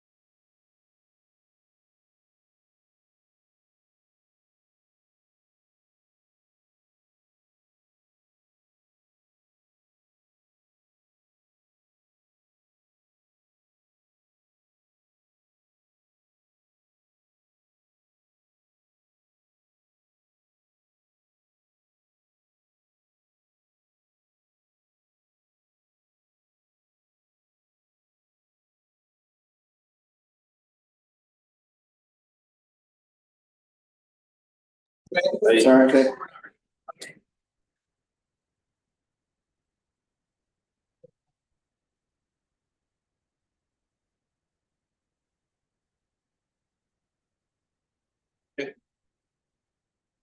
Microphone? You're good. Second, oh, there it is. Okay. All right, call this meeting back to order. At 8:15. So we are on to 7.2, review and approve the 2024 general plan annual progress report. Staff report. Plan. Maybe you can go to the board. You can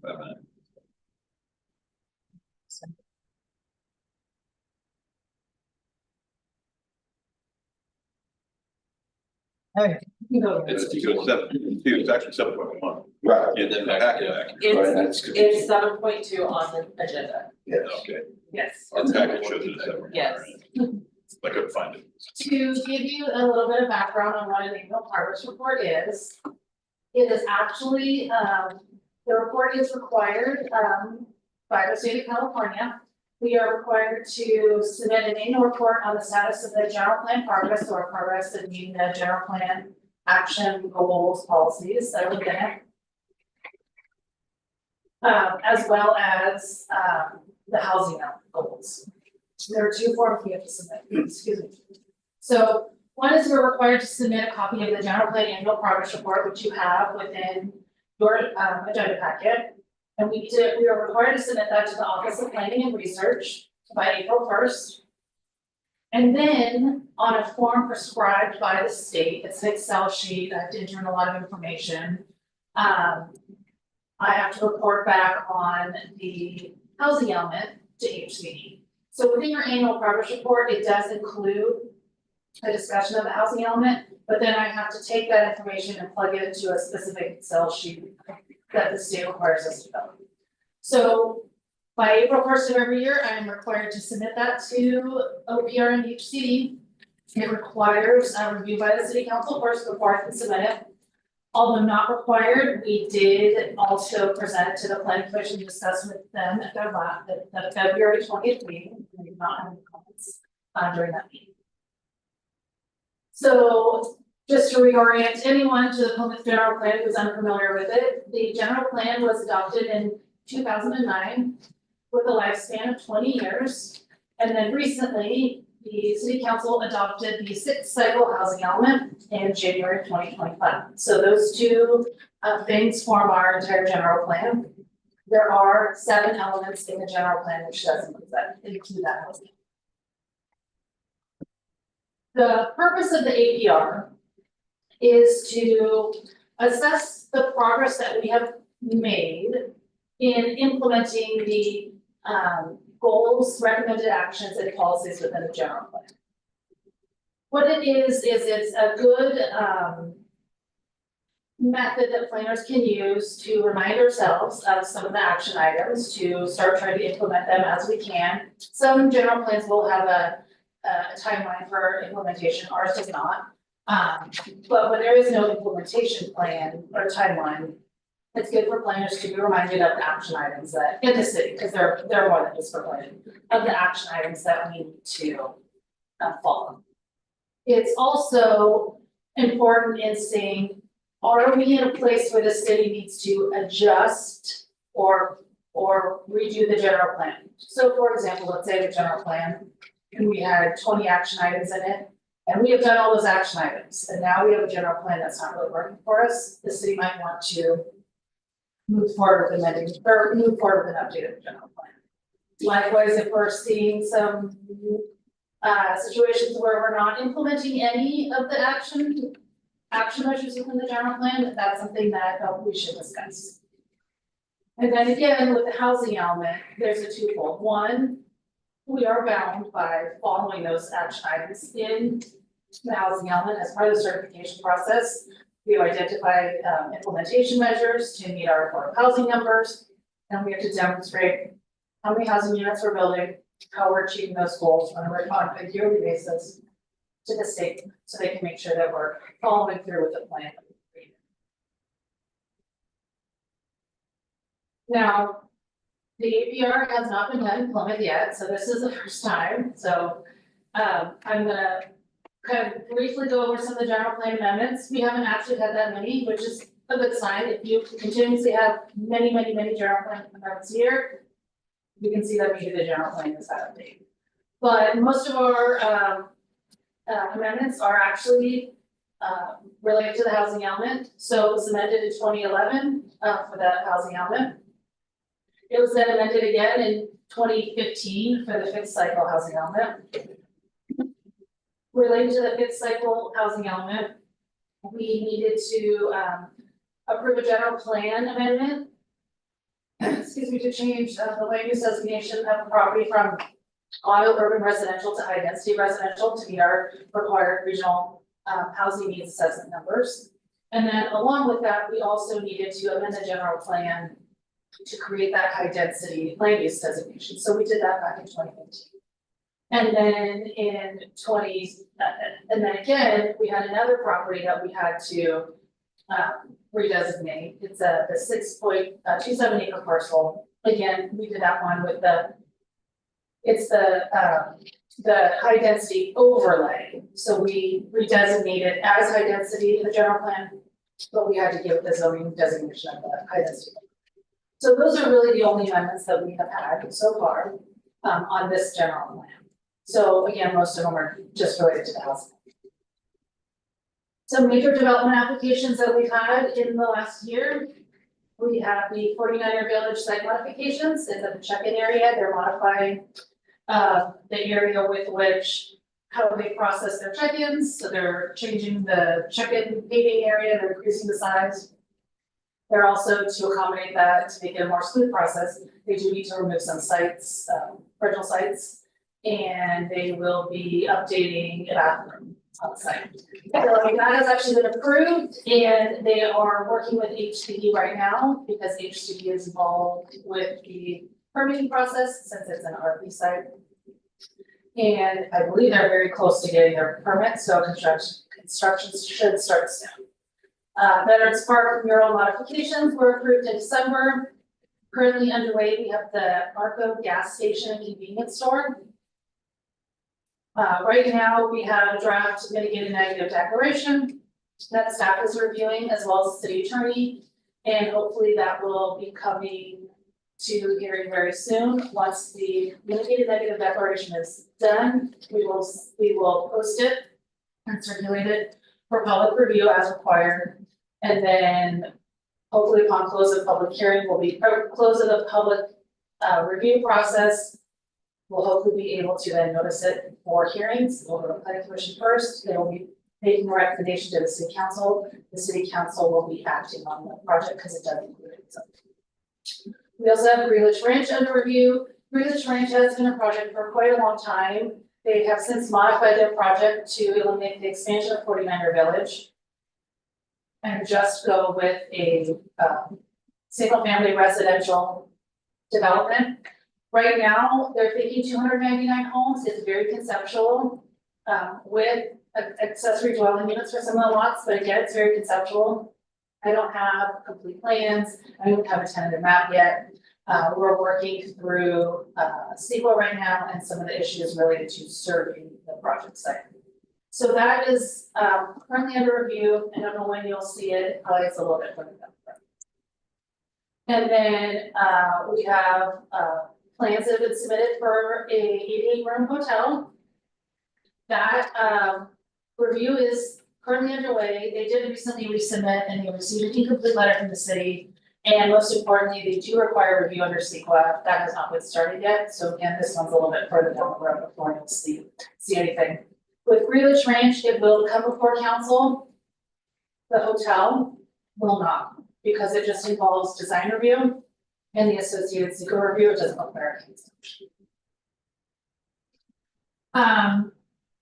The APR is included in your packet, and there are so many action items in that general plan that if we went over every single one of them, we would literally be here past midnight. So it is in your packet. It's broken up by each action item within the general plan per element.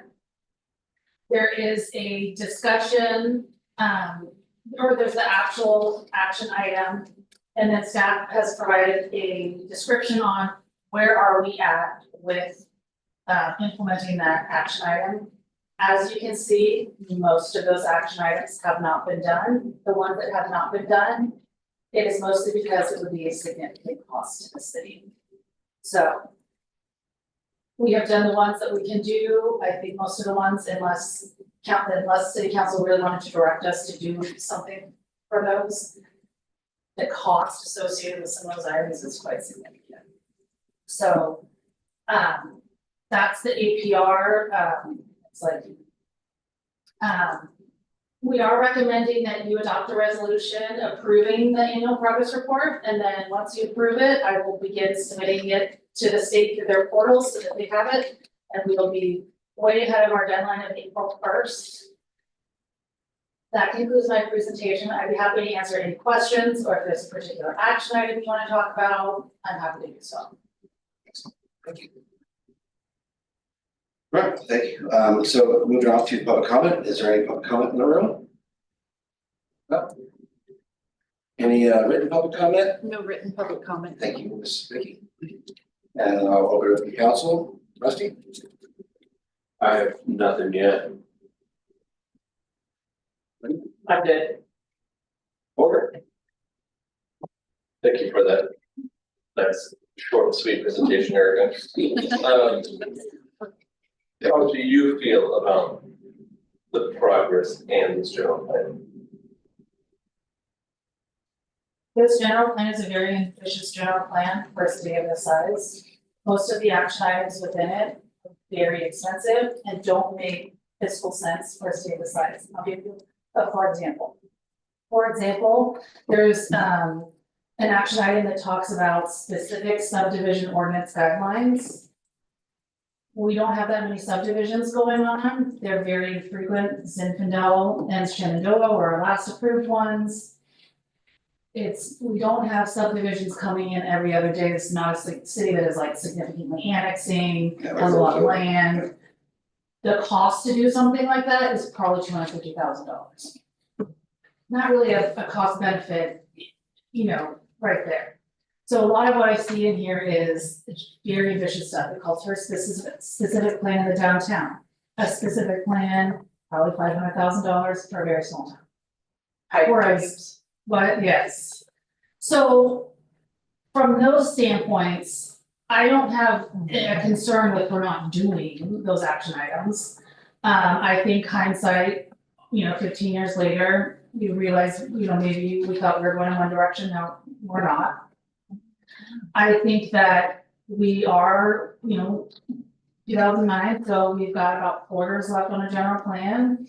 And at some point, you will want to start directing staff to think about an update. Again, an update's going to be very expensive.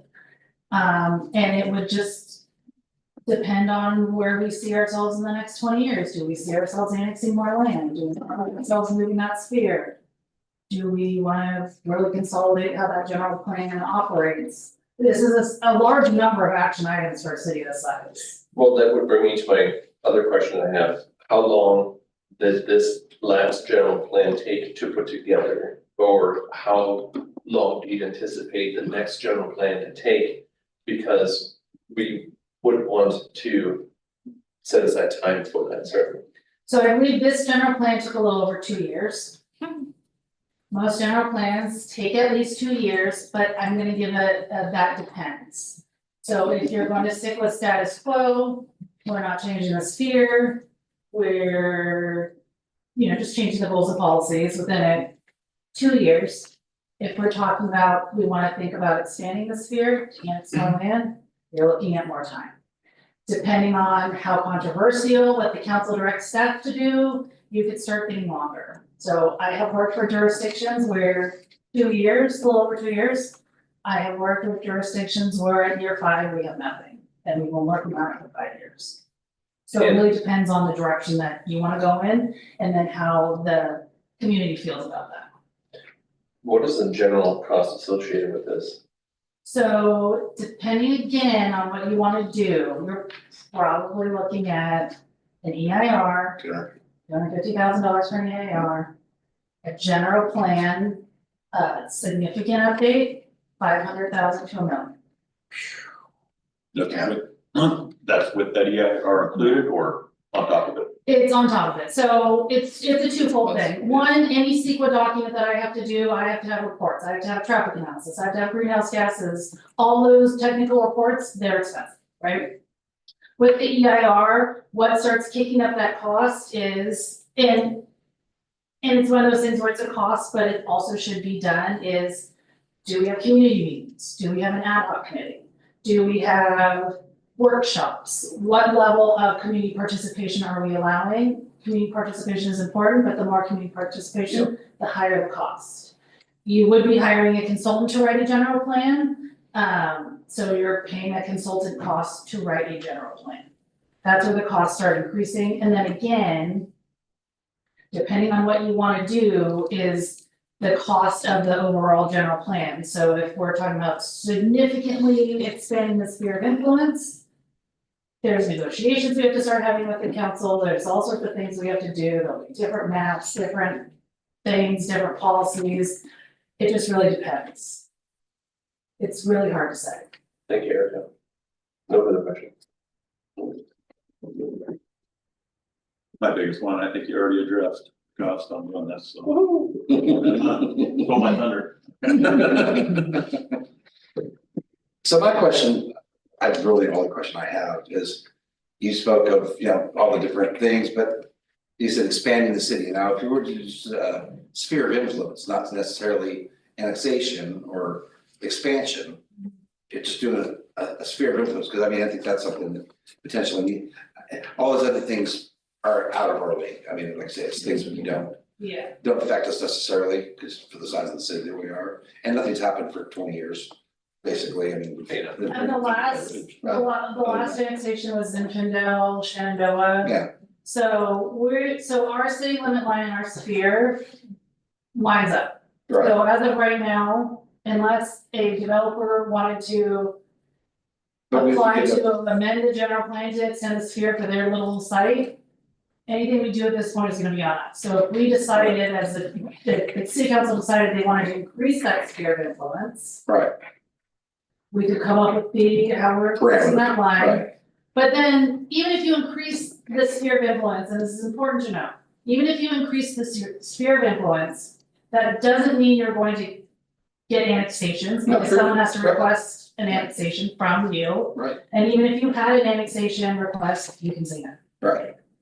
So really, in the general plan, you are just studying that sphere, but if the sphere changes, you're allowing for more annexations. Right, I'm just, anything that potentially happens on our peripheries, if we have a sphere of influence, it gives us a seat at the table in those discussions, Yes, versus not having a sphere like we are right now. And we have no ability to have discussions, because we still have to service them on some level, because they're part of our community. Even though they're not physically a part of it. depending on. Just the impacts, Yeah, depending on yeah, who the servicing, that's. they're serviced by impact, is what I mean, not necessarily water and sewer. Yeah, even within the sphere, even within the sphere, technically, the county does maintain control unless the person wants to annex into Plymouth to get city services. Correct. Or to view them. Right. So there is that sort of, I'm asking for Yeah. clarifications for general knowledge for everyone. But the nice thing about a sphere is if you did increase the sphere and you're expanding the area, you could potentially increase the population, provide more housing. Right. Provide more, whatever the case may be, more industrial land, depending on the city. And you have had those negotiations with the county, and hopefully they've gone very well, and so they realize that when projects come in, we would like to serve them, we would like to have them be within the city.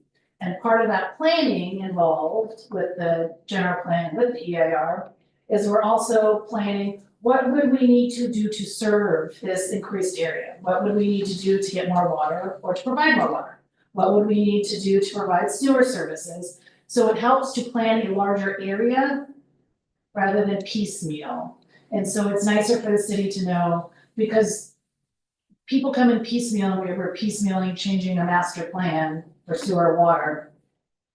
It's sort of unhelpful to the city, but if we knew that we wanted to expand, we would take a full-scale study of all those things and see, can we do it? What are the impacts of the city? What are the traffic impacts of the city? Excellent. Thank you. That was a great, that's a good description. I really have nothing else to say on that, so. I move that we approve the 2024 general plan annual progress report. Just for clarification, that would be resolution 2025. Oh, that's right. I'm sorry, I'm so sorry. And with that, was so moved, can I say that? Yes.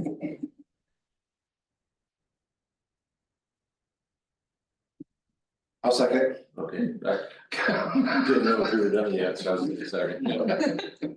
Councilmember Cranford, I, Councilmember Felina, Aye. Councilmember Hornish, Aye. Vice Mayor Nunn, Aye. Mayor Amaruso. Aye. Thank you, motion passes. Moving on to 7.3. Discuss restarting transient occupancy tax DOT grant advisory committee and consider changes to the city policy on TOT grants. Staff report, please. This item was brought up by Vice Mayor Nunn at the last meeting, requesting that we consider restarting the TOT Grant Advisory Committee. And so this item is before you tonight to discuss restarting the committee. And if so, the council needs to discuss what the composition of that committee would be and how the members would be selected, the term length of each member. And if the council so chooses to restart the committee, staff would return with a resolution to restart the committee. Staff thinks that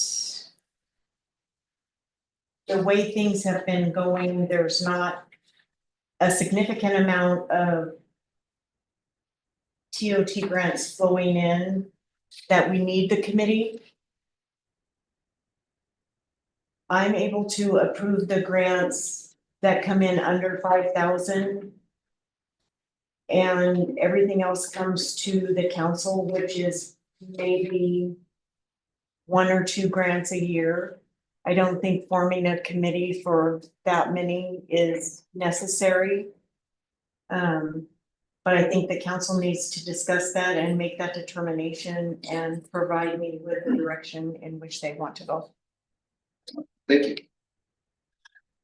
I will open this up to public comment. Oh, wait, sorry, what?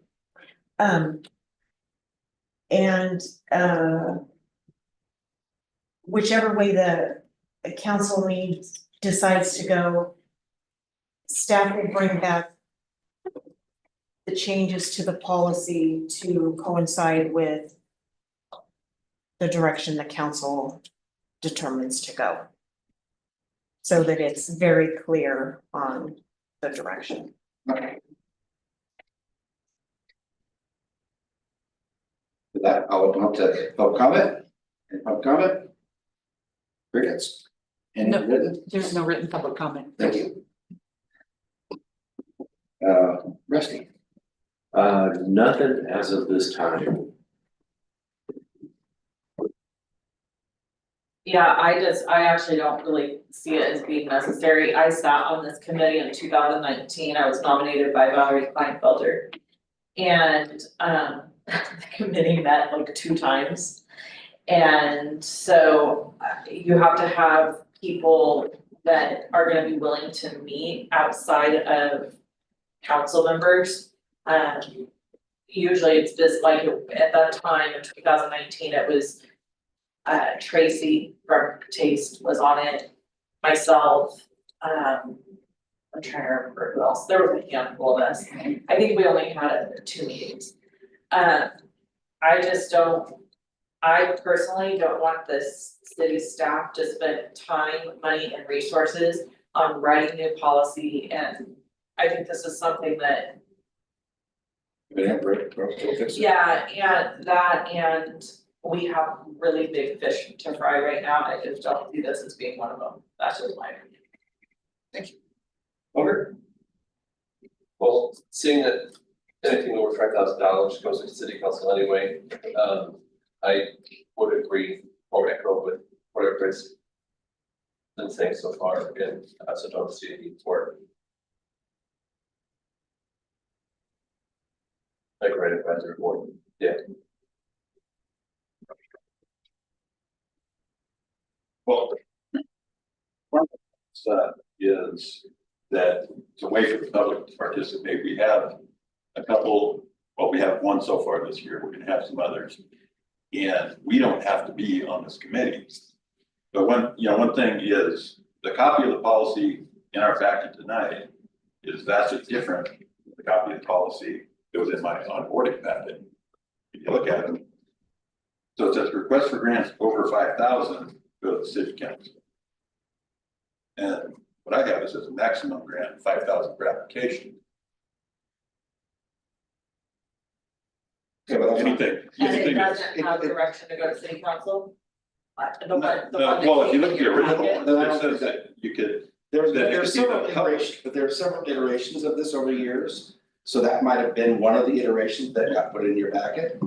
Is So, there a date on it? yeah, CCO 48. Yeah, but on the one in our packet, there's a date that it was revised in 2020. Yeah, they're all set. Revised date 2/13/2020, effective date 5/14/2019. So they're both the same and say two different things? sounds like a typo to me. Well, it's a lot of typos, because it's basically, on this one, I don't see the thing saying where it's comprised of Oh, the citizens. yeah, he's right, it's totally Yeah. different. So which one? So it's supposed to be a citizen advisory, and there's nothing about the amount, it just says on the original one that you can't have over $5,000. Well, we don't know. And I which brought that up a one's few meetings ago. the- We don't know which one's the original. When did the one that's in our packet get changed?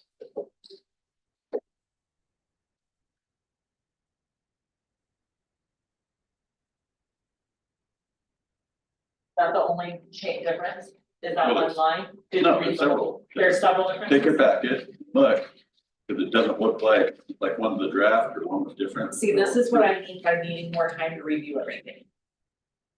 This brings up my point right now. Well, this Good one was job. pretty, I mean, I Good looked job. right at this one and I remember that the 5,000. It was maximum 5,000, I brought that up a few meetings ago, and this one just says, request for grants over 5,000 to go to the city council. And there was nothing in the original one I had about the city manager or anybody being able to award any grant money. And it's supposed to be a citizen's advisory. Well, okay, so to put some context and history of this. Originally. It was up to the council, it just came straight to the council, so anyone that came. With a request, came to council, made the request, council discussed it, awarded it, didn't award, whatever that was. Then we decided, as it was starting to grow. That. The word on the street became. Just go to City of Plymouth, they're giving out money. And we were getting hit almost every meeting for a TUT tax. Request, which then started consuming a lot of our time. So then we decided to go to this advisory committee, which would be, business people in the community. Wendy, Tracy, and whoever else was on that. And if those people approved it or not, then they decided to bring it up. And then COVID hit, and it cooled things off, so then we went from getting all these requests to getting no requests.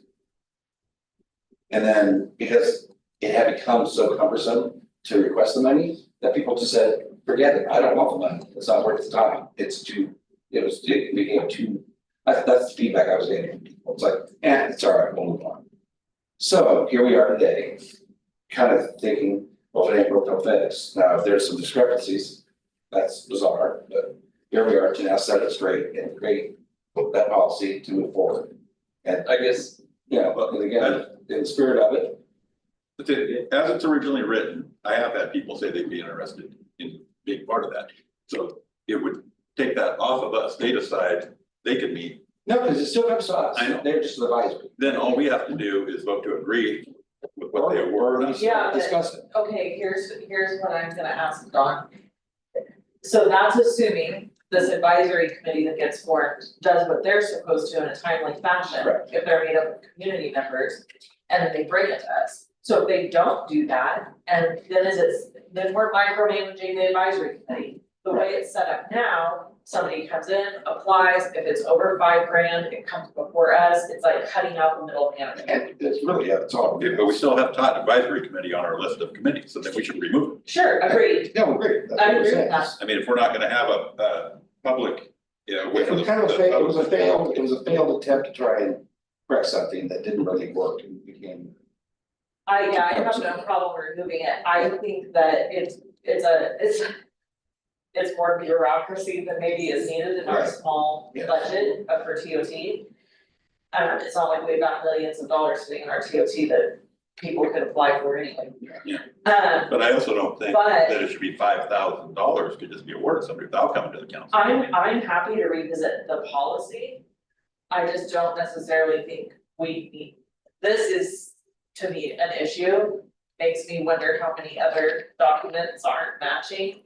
Cause there is definitely a difference between request for grants over 5,000 will go directly to city council. And maximum grant request $5,000 per application. My curiosity question is, what does it say as a website? What is public facing currently? And I think that, I don't, Let's hear from Margaret has to say. oh, We looked up in the packet from the date that is on the, oh, my screen's not touchscreen. It doesn't scroll that way. In the packet on the date that is on the policy, and it states, it does not state requests for grants over 5,000 will go directly to the city council. That's not what it states. But we have not checked the minutes to see if they changed that at the meeting. What's up? So we still need to check the minutes Could we, because they could have changed it. when holders done, that we can hand it down, it's all the same day, it's. Same thing, so when holders done, we hand it down for you and the attorney to look at it, it's just, it's the. Not one thing, there's several, many things that are different from policy. I Right, can we break just, down one. we just checked that one to see what was in the packet. But now we need to check the minutes to see if they changed the policy in any way, shape or form. So the one that you checked, does it say maximum request is 5,000 per application like we have? Yes, Okay, because this one that we have tonight is totally different. What I highlighted, that, the one in our agenda packet It's is complete. different than the other one he has, and but all the dates on it are the same. right. What I'm saying is we need to check the minutes to see if it was changed at the meeting and you got the old new one. And they changed it Oh, at the and that's the meeting. new one, And, I right, see, we need to check the minutes. got it. well, at this point, it would seem like the two different ones floating around. You just need to just make a whole new policy at some point down the road here. So you guys are gonna check the minutes, which I'm is gonna- great. I'm gonna check them right now. Oh, you're checking them right now, so we don't, okay, perfect. I was just gonna say, if we need more time to check the minutes, we can always come back to this next month or at the next meeting. I would say it's probably a good idea to table it for now because we need to, I would think, Get clarification. that we would need to get clarification, but the other thing is if we're not going to have a talk committee like I understood it was supposed to be, and that's part of the reason why I wanted it discussed. Is because I had citizens in the public said that they'd be interested in serving on that, because business owners could serve on it too. Yeah. They don't have to live in town, and I had a business owner tell me that he would enjoy being on that council. And so if we're not going to open this, as it was originally written, and allow the public participation in this thing, it needs to be removed. I think we need to agendize that, and so there'd be public input on Well, that. that was defunct, so it defunct, and now we're looking to figure out what we want to do for the future. Recommendation. Yes, If there is direction from council on whether you want to keep the committee or not, that would be helpful, because I think in either policy, we would need to clean that up. So if you say, no, we don't want an advisory committee, we would come back with the proper version or the starting point and with that language taken out. Regarding any committee or just confirming what the existing practice is, that the city manager reviews the grant applications under 5,000. So if you're just telling us, hey, get the policy, bring it back, confirm the existing process that we've been following the past year, then that would be very helpful, and we can bring back that at the next meeting. And So, then like help short everything up. okay, so we could vote tonight on either having a committee or not having a committee. Well, I I think don't giving think so. directions. I think just change the whole Giving policy. direction. That's I think that should go on an agenda if we're gonna do that, because the public It is might. on No, I mean, whether we're getting rid of it though, totally, because the policy says that we have this in the policy, so we have to decide to get rid of the policy almost to do that, or change the policy. So that is actually it's been agendized for tonight, so anything in the policy is fair game, including whether or not Right. there's a grant committee or not. So something that would require an actual motion is the actual voting of the policy. We're not taking the actual policy tonight, we're taking your feedback and direction, making revisions to the policy and then coming back with the actual policy at the next meeting. So if there is direction from council and you agree, yes, keep the committee, if we don't keep the committee, then we'll note that and then make the change. And then if you are gonna confirm, yes, the existing practice of how we award grants is what we'd like to keep, then we will just bring back that revised policy as a draft. And then at that time, at the next meeting, you can take a look at that language and decide whether you want any other changes. You can also let us know right now if you have any other changes you would like to see in the policy. But we'll just bring back a cleaner draft for Right, dinner at the next. And correct me if I'm wrong, but about the committee. It could probably be worded in there that if a committee cannot be formed. Or dissolves, then, or however you wanna say it. It can go back to whatever the council is, so if there's people interested in the committee, fantastic. They get burned out in a year, so we don't have to revisit this, everybody quits, goes home, then it can revert back to, how it is now. Like you can have that written in the policy. Yeah, have that So it's written like in the if an policy. advisory committee doesn't advise within a certain amount of time. Rusty, you're so smart. Then it dissolves. Yeah, I think yes, so if you want something where, upon receipt of an application, the committee has such and such time to act. If they don't act within this time frame, then, then council will take action. And that's fine. Exactly. Yeah, that's okay too. I think we need to. I look at putting. Well, I need 3 people, and that gives direction. So yeah, So you only need three people to consent on that to give direction, so if we're all in agreement, I think that's the direction. What, Don, did you have a comment? Well, my biggest thing, if we're gonna change, depending on what policy we're going off of here, which one of the same policy.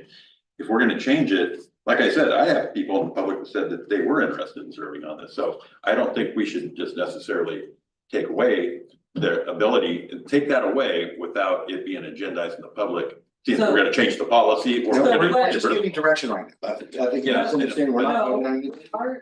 We are giving direction to change the policy and then it'll come back for a vote. Correct, But I think that Rusty's idea solves the whole problem. right, Rusty's saying, right, you're saying, go ahead and say in the Yep. policy that we can have an advisory committee, but then give an advisory committee a deadline as to when they have to respond to a applicant. And if they don't respond within that time, then it comes to city council. That way, it doesn't get in this washing machine situation where nothing gets taken care of. So basically, we could make it like planning commission, we appoint someone, and if we don't have someone to appoint, then we sit in that spot. We do it, was that kind of what Rusty said, I don't know, I mean, we're. A little bit different from what I hear is you're having the committee that is comprised of how many people you want, we haven't talked about what the committee looks like. The committee for grants less than, at this time, 5,000, as is presented in your packet, would review those applications and then make recommendations to the council for approval.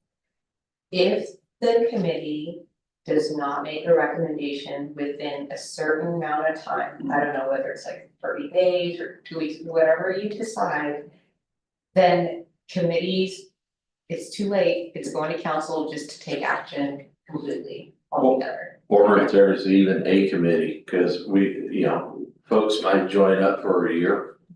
And lose interest and move on, but at least they have an opportunity to be on the committee. But if the committee all of a sudden ends up with no committee, no members of it, and then council can keep moving on. And not delay. Yeah, I think there's two different things being said. Yeah. No, I think it's all the same thing, it's just. The only thing I'm gonna bring to light on this is, okay. Let's say we go ahead with the committee thing. Who's gonna be in charge of putting the information out that, hey, now we have a TOT advisory committee that needs to be filled? I'm assuming that'd be Margaret That'd be Vicky. or Vicky. Okay, there's city staff work that has to be done there. Two, who's going to then keep that advisory committee abreast of what's happening if we get application grants? Vicky or Margaret, okay, so there's another city staff situation. Then the next thing would be, hey, did you get have you met? When are you meeting? What are you gonna do? Did you decide? There's everything that we say yes to, we're saying no to something else. So meaning, when you add, anytime we're adding any sort of administrative tasks to our city staff, you're making a decision that, yes, they're gonna do this, that is gonna take a required amount of time to deal with. And so they have to push something else down the road, right? It's just like in life, you can only say yes to so many things. So my thought process behind this is kind of to what Mayor Amherst said earlier, if it isn't broke, don't fix it. If we have an item like the Challenge of the Champions came to us and applied for the 15,000, people have an opportunity to come say public comment. It's not like they're not being considered for, cause I understand your point, Don, and I actually agree with you on that. It is important that the community gets to participate and gets to say what they wanna say, but at the same time, they can do that through writing in public comment, or they can come make a public comment, so it's not like they don't have a say. It's just maybe there's not a committee that's coming up with a recommendation for us. I just see it as an added layer of governance or bureaucracy that maybe isn't needed in such a small town with such few applicants. It's not been an issue up to this point. I agree with everything you're saying, my thing is, I guess, the council will follow the policies, well, to me, this is the policy I was following, I was looking at it, it said that, so we need to basically. Yeah, get rid of that policy, we're not gonna do that. Yeah, I think just removing the advisory committee from the language, for me. I don't know, maybe we need to, cause it seems like maybe we have different opinions on what, so I don't know if we need to vote on it, or each one of us needs to say how we feel, or how that works. Well, if we were gonna remove the advisory committee, then there's no reason to even have the top policy, because we're voting on everything anyway, so people are Yes, coming. because and- Margaret has discretionary funding under 5,000. Well, it depends what policy you read, the one says that, and the other one doesn't say that. Okay, But that's where we would get direction, Yes, that would be helpful. if we remain to do that, or just everything comes straight to council. Yes. how many applications for TOT funds do you get in a year for under $5,000? maybe 20 to 25. Okay, so significant. And how many do you approve?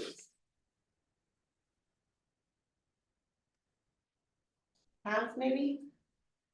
Okay, that's fair.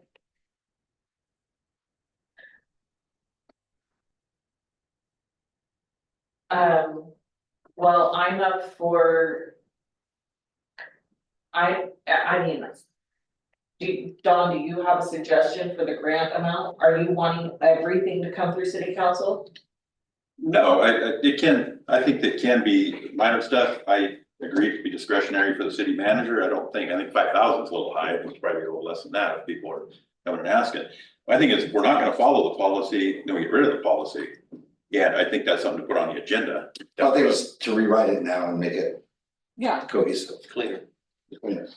I don't Yeah, think we yeah, have to- I mean, It doesn't have to be black or white, we don't have to throw it out. Yeah. I think we just need to amend it.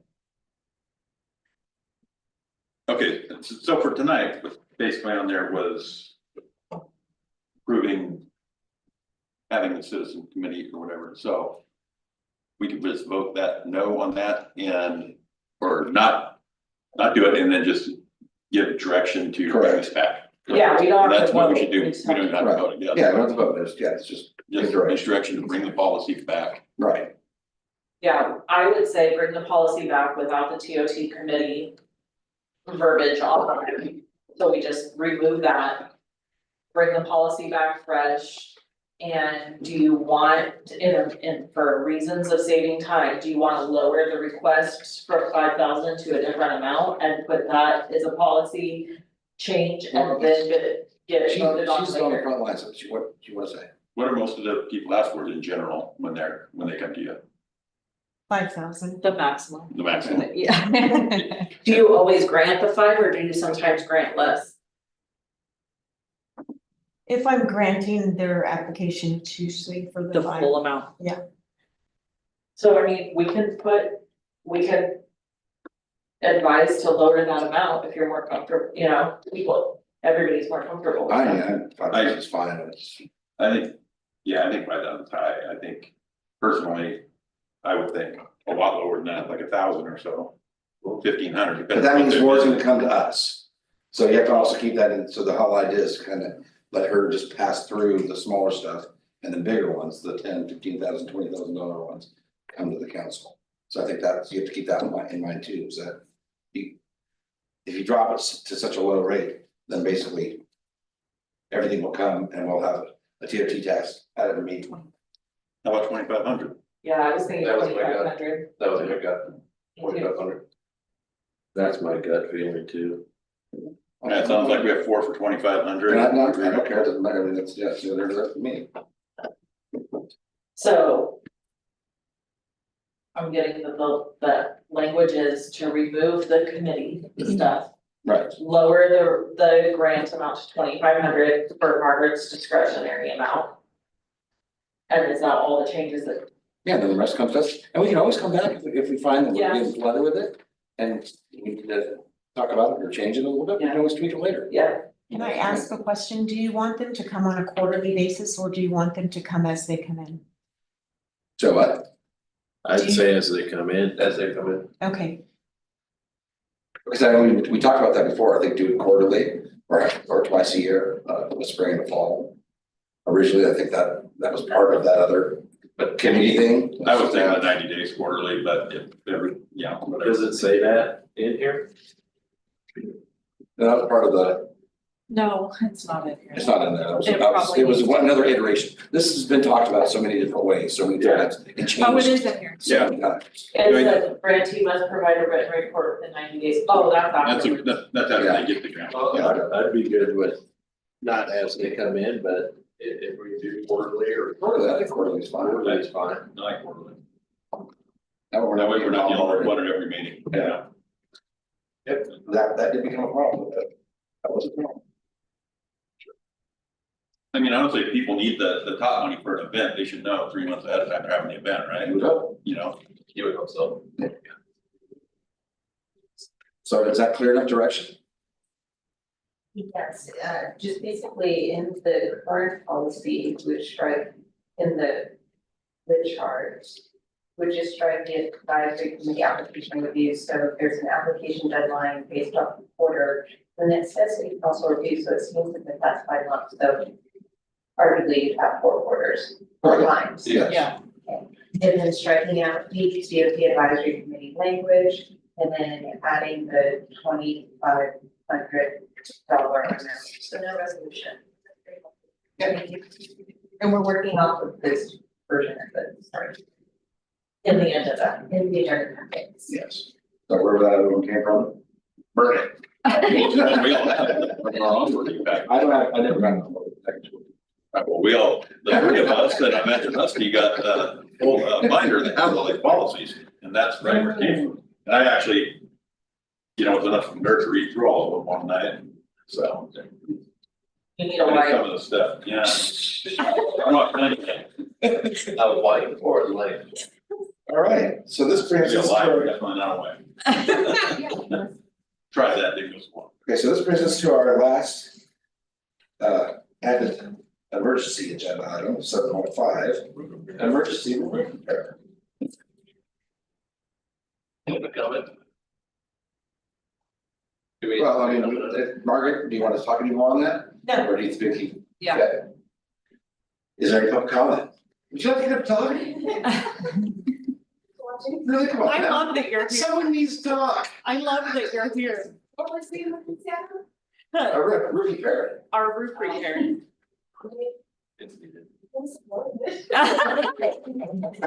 Yeah, Thank you. that's, I won't put that, it's just open.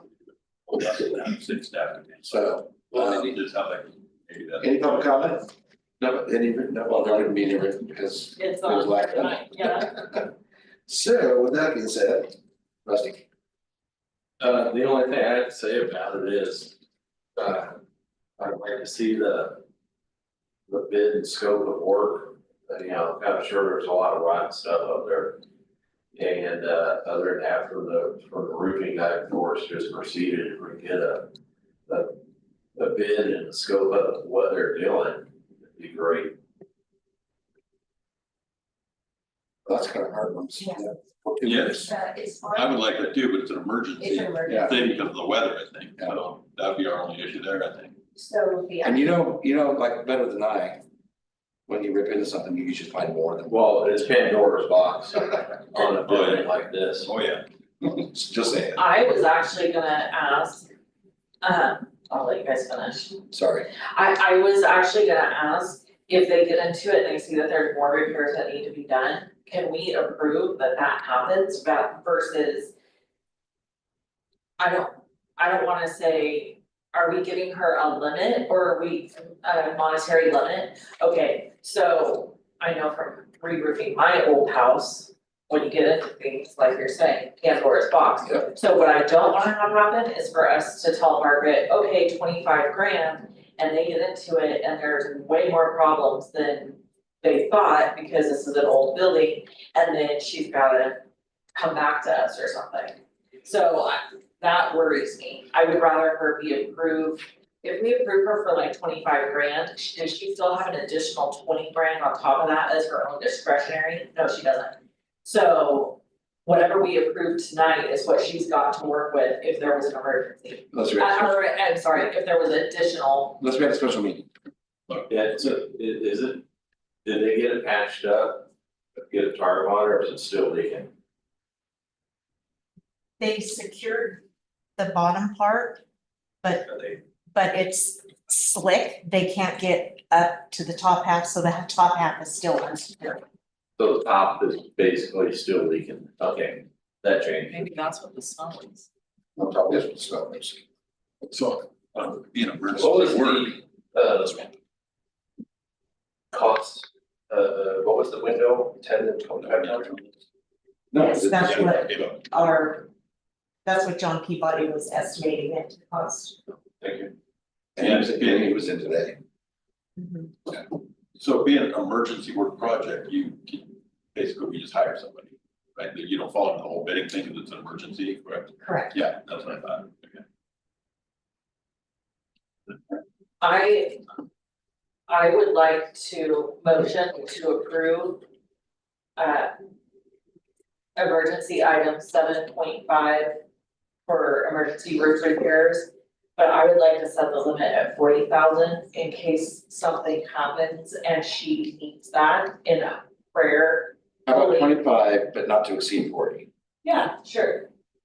25 and not to exceed 40, so that if there is additional stuff that needs to be. I was like, isn't that just 40? Right, it really is, actually. 40, You're right. that's what I'm saying, yeah. So That's just extra words. I would think is a maximum of 40, yes. So that's my motion. I'll second.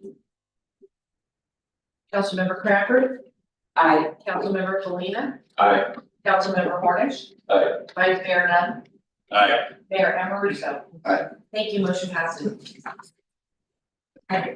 You're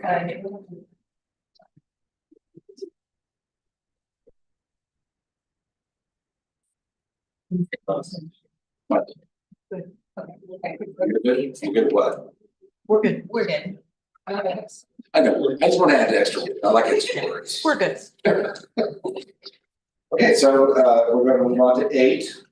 Council staff communications, brief reports on matters of general interest. City manager report. Are you still good on that? Are you? I am mostly good. Mostly good, okay. I just wanted to let the council know that I did hire a public works superintendent yesterday. I interviewed them with the public works director of Folsom and the public works director of Placerville, helping me conduct the interviews, and we all concluded with the same candidate, so I felt pretty good about the hire. Who is it? I'll bring him to the next city council meeting today. How's that? Oh, sneaky, sneaky. I don't know who he is. Is there a reason we can't know? Is that somebody that lives fairly local, or this person gonna have to move here? He lives in Hawksview. Oh, How's that? That's even, there you go. His name is Boone DeWitt. Marinum, but Right, it's worth meeting them. Boone Davidson. Davidson. Oh, boom. I gave you his middle Oh, name, Boone. sorry. Oh, yeah, doing really well. So, he, yeah, the You check out the the public works director from Placerville told me if I did not hire him, he would be stealing him for his department. Awesome, well, gosh, that's awesome, Margaret. He starts on Monday. Great. Yeah. Oh, congratulations. You know, key. And yes, I'd love it if he came to the next council meeting, so we can meet him. And ask some questions. Put him on the spot. 8.2, mayor and council members reports. wait. Trustee, what? Oh, you not done yet? No, just a great word about Boone is he has extensive work in water lines, sewer lines. He's repaired them for other cities. Huh. So that is just a So you can great do hot, you can do added, hot patches and all that? and hot patches, Nice. great added bonus. I'm super excited, sorry. No. You should be, that's awesome. You can see this house. His name alone is cool. Yeah, right? Jealous. You left your house, turn left, go all the way up, and right in that corner. Hey. 8.2.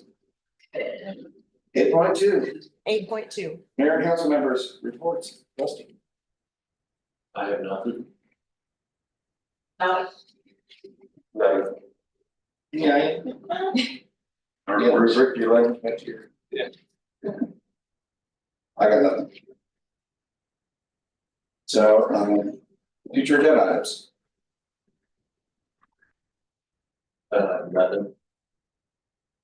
I don't know if this is gotta be an agenda item, but I'm just gonna, maybe Joanna, you can give me some direction.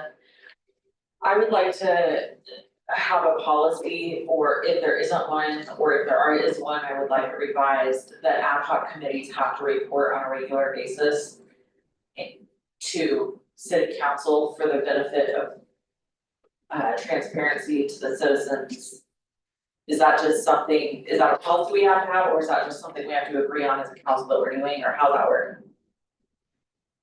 I think, well, ad hocs will meet at different times and, you know, and their lifespan may also vary. You could also just simply direct the ad hocs to report back at a certain time too. That's always in your discretion.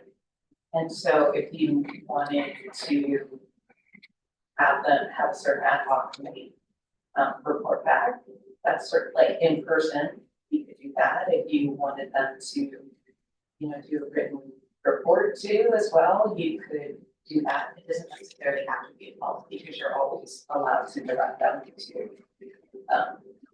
report back. But we are the ad hoc, right? Like, so there's two of us that sit on the ad hoc, so then that would be who's directing us to do that, other council members? Right, the whole body. Okay, So like, for example, you could have had direction for the Zinfandel Bridge ad hoc to like focus on this like narrow issue. I mean, it's quite broad right now.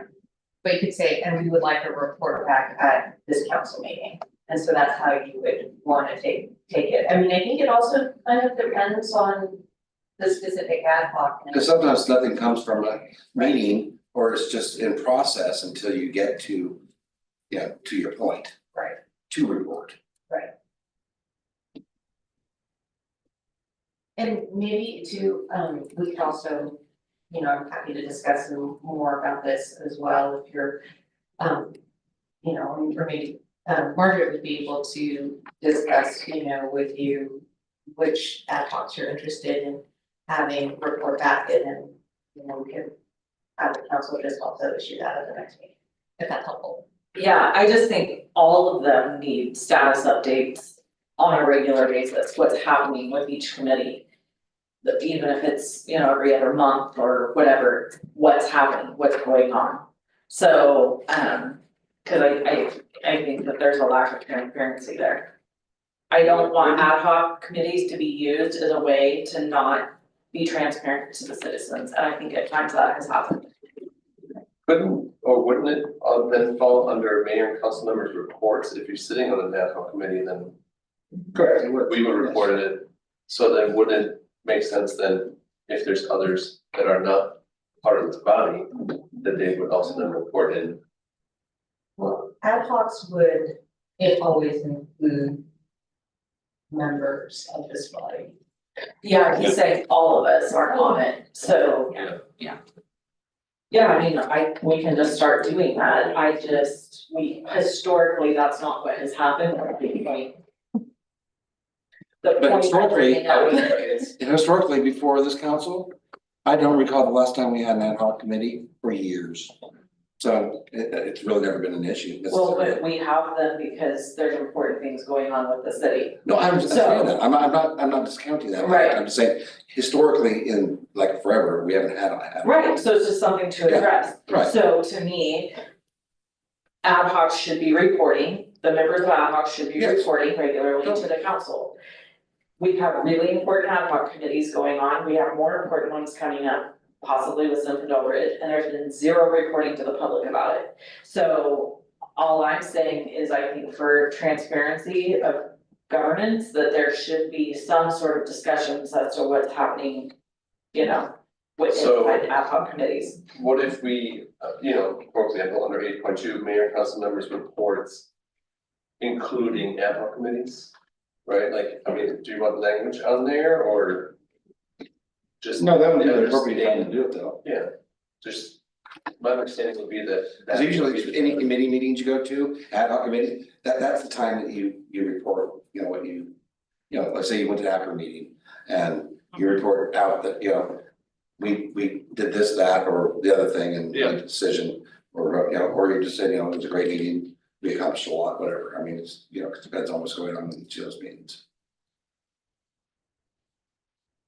If I, you know, another option would be for council to have on the agenda status update of all the ad hocs and what they're doing as like a simple summary, and then maybe that could be prepared, and then going forward, we could make any new updates in the council updates. Yeah. If that's something, is that something you'd like? Yeah, I think that would be sufficient. Sure. Okay.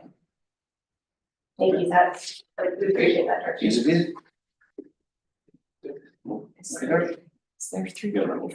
What? I think I saw three. There's three nods on that. Yes, yes, Aye. yes. I'm for it. Yeah. Yeah. Okay, thank you. Yes. They roll with it. And now we're gonna move on to closed session. Or What? do they have anything? Oh, sorry, my bad. Wait, what? Oh, is there anything you Yeah, got to add? nothing to add, is it? Because the council request for agenda items, I went, but you still need to go. Yeah. Oh, And Don. well, I was asking if you had anything for on. Holder's I tired. love you so much, thank you so much for your consideration. Well, good.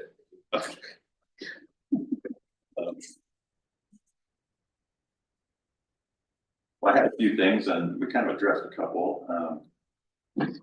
The one thing that we haven't done, I've been trying to do it, and I know Peter was doing it tonight.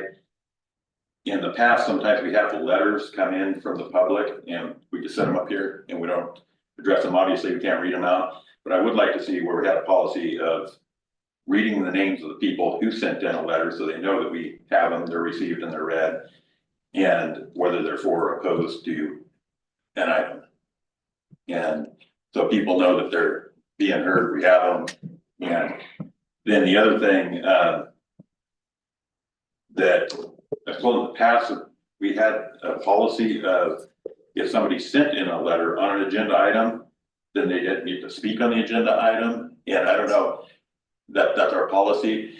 And my concern on that is that somebody might send in a letter thinking they can't make it, but then all of a sudden they can. And since their letter's not being read to the public or anything anyways, I would say that now they're able to make it, that they should still be able to come in here and have their 3 minutes to speak on something. Essentially, you're sending the letter because they're your person. Yeah, because people might send in a letter thinking, well, my work or whatever, I can't make it there Thursday night. Then at the last minute they can, and they show up and they're told that they don't get to speak because they sent a letter. I don't really think that's right. That's actually 2 bites at the apple. They're getting 2 public comment periods. That's the stance that our city attorney Frank has taken on that. And Wow. so we've not allowed that to happen. Generally, That'll have to be discussed with Frank because that's been his legal opinion. okay, well, I'd like to, maybe we should, talk about that then. I don't see how it's 2 bites. I mean, anybody could send in a letter and still talk, so it's not. Because his, Joanna's gonna. Yeah, well, here. Yeah, I can't speak for Frank at this moment, but I will check in with him, to clarify anything and then come back on that. All right, well, yeah, if we could bring that back, I'd like to see us. But on to your first point, I would say yes. On the reading out the names on what they sent a letter about and whether they were for or opposed to it. Correct. Do we At really least- need a policy on that though, or can Well, we just because we make don't that a do it. standard practice? We don't do it. I know We we just make it don't. a practice. I agree. And then at least people know that their letter made it to us and they were heard. Well, and I did the last. Yeah, you, as I said, you I haven't, did the last meeting, had a meeting, yeah, so. you've been doing it last Yeah, time, but we haven't always, covered. we just Yeah, say we received the I letter. think you just say like, we have, what he's saying is take it a step further, instead of just saying like, oh, we got this letter. Saying Amy Gomes sent a letter, her statement, I mean, I think we'd have to be careful about saying what people's statement is. Yeah, if it gets it- very, that's why. No, because it's a public comment. They sent it in as a I public know. But comment. then we have to read the whole thing verbatim, Yes. and when you get a You can't 2-page summary, summarize what somebody's Well, I it saying, gets too, that's lawyer, Too squirrely. sorry, Joanna. Well, I know that we had a couple letters from, a while back, we got several letters on the Del Ridge issue. We had like 5 or 6, and we just said, yeah, we've received 5 letters. Didn't say what they were really for or who sent them. Yeah. That's what I'm getting at, is that those people should know that. Yeah, I don't disagree with you, I think we should say who they are, all I'm saying. Is it require somebody to read what someone's saying and then summarize their opinion on if they're for or against something, and that can get muddy. So all Alright, I'm so- saying is if they write right at the top, I am opposed to blah, blah, blah, then great. But if it's a 3-page letter and you've gotta kind of come up with that determination, even if it's obvious to us. Yeah. I feel like from a legal, I mean, am I wrong? I think it's almost like in some ways when it's like, do you really wanna get into evaluating the substance of someone and then communicating it? no, And no. No, I don't. yeah, and so I think if it is to the extent that it's clear on the letter and you can note their position, there's no way that I could say, receive 2 letters in support or receive, this letter in support from so-and-so, this letter from opposed, and then, and then for those that. And that's all I'm talking about, I think it's pretty obvious when you look at the letter, if they're supporting or against. Or if To there's me, at least, nothing usually. to support, or sometimes if there's not one where they're asking you to support or Like an opinion but piece. making a comment, you could just say, we received a letter about this, and then that way you don't get into the substance, maybe, and that would, I think it's. And that's basically all I was after, Sounds good. is that we can make policy of doing that. I don't think it has to be a policy. Yeah, it's not a policy, I don't think it has to be a policy, we can talk to just best practice. request Mayor Emerson to do that for us, Yeah, if he doesn't mind. Nobody did it, so. Well, It's you easy. haven't been saying things, that's my point. Yeah. I did. No, tonight you did, and I think, I want to. I did, last week, you did last tonight. week I said names. Yeah, Don just said he did tonight. Yeah, and But- like right at first couple of meetings, we were just saying that we had, and that's why Right. I thought about this. The first few meetings, because at one point I asked you if we said anything about it, you realized that's just for us to read. And I'm saying that's where I got the idea that we should be saying, Right. So- Swing of being. yeah. Yeah, I said, I did my. Yeah, and that's why, nobody's attacking you, we're just saying. Yeah, So we we said can't that stop them to make it a policy. Yeah. Do that. No, like I said, that's why I made a better, more concerted effort to give the name and its respective agenda number. Alright. Alright, I think we're all in agreement. So at this point now, I think we close the general meeting and go into a closed session. So.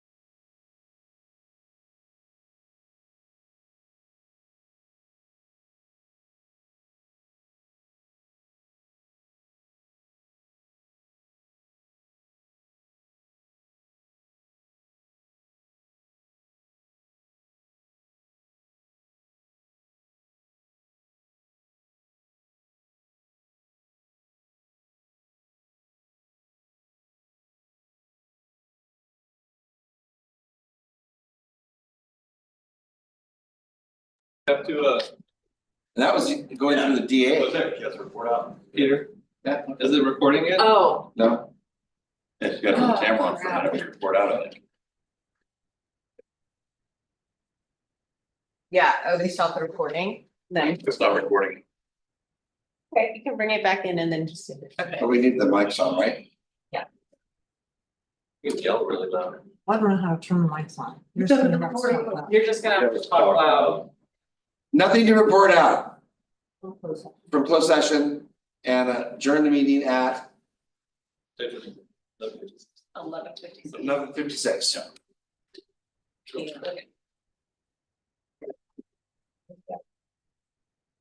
This better never happen. That might be helpful. For everybody, is We can note that Cannot, to the beginning of the next meeting,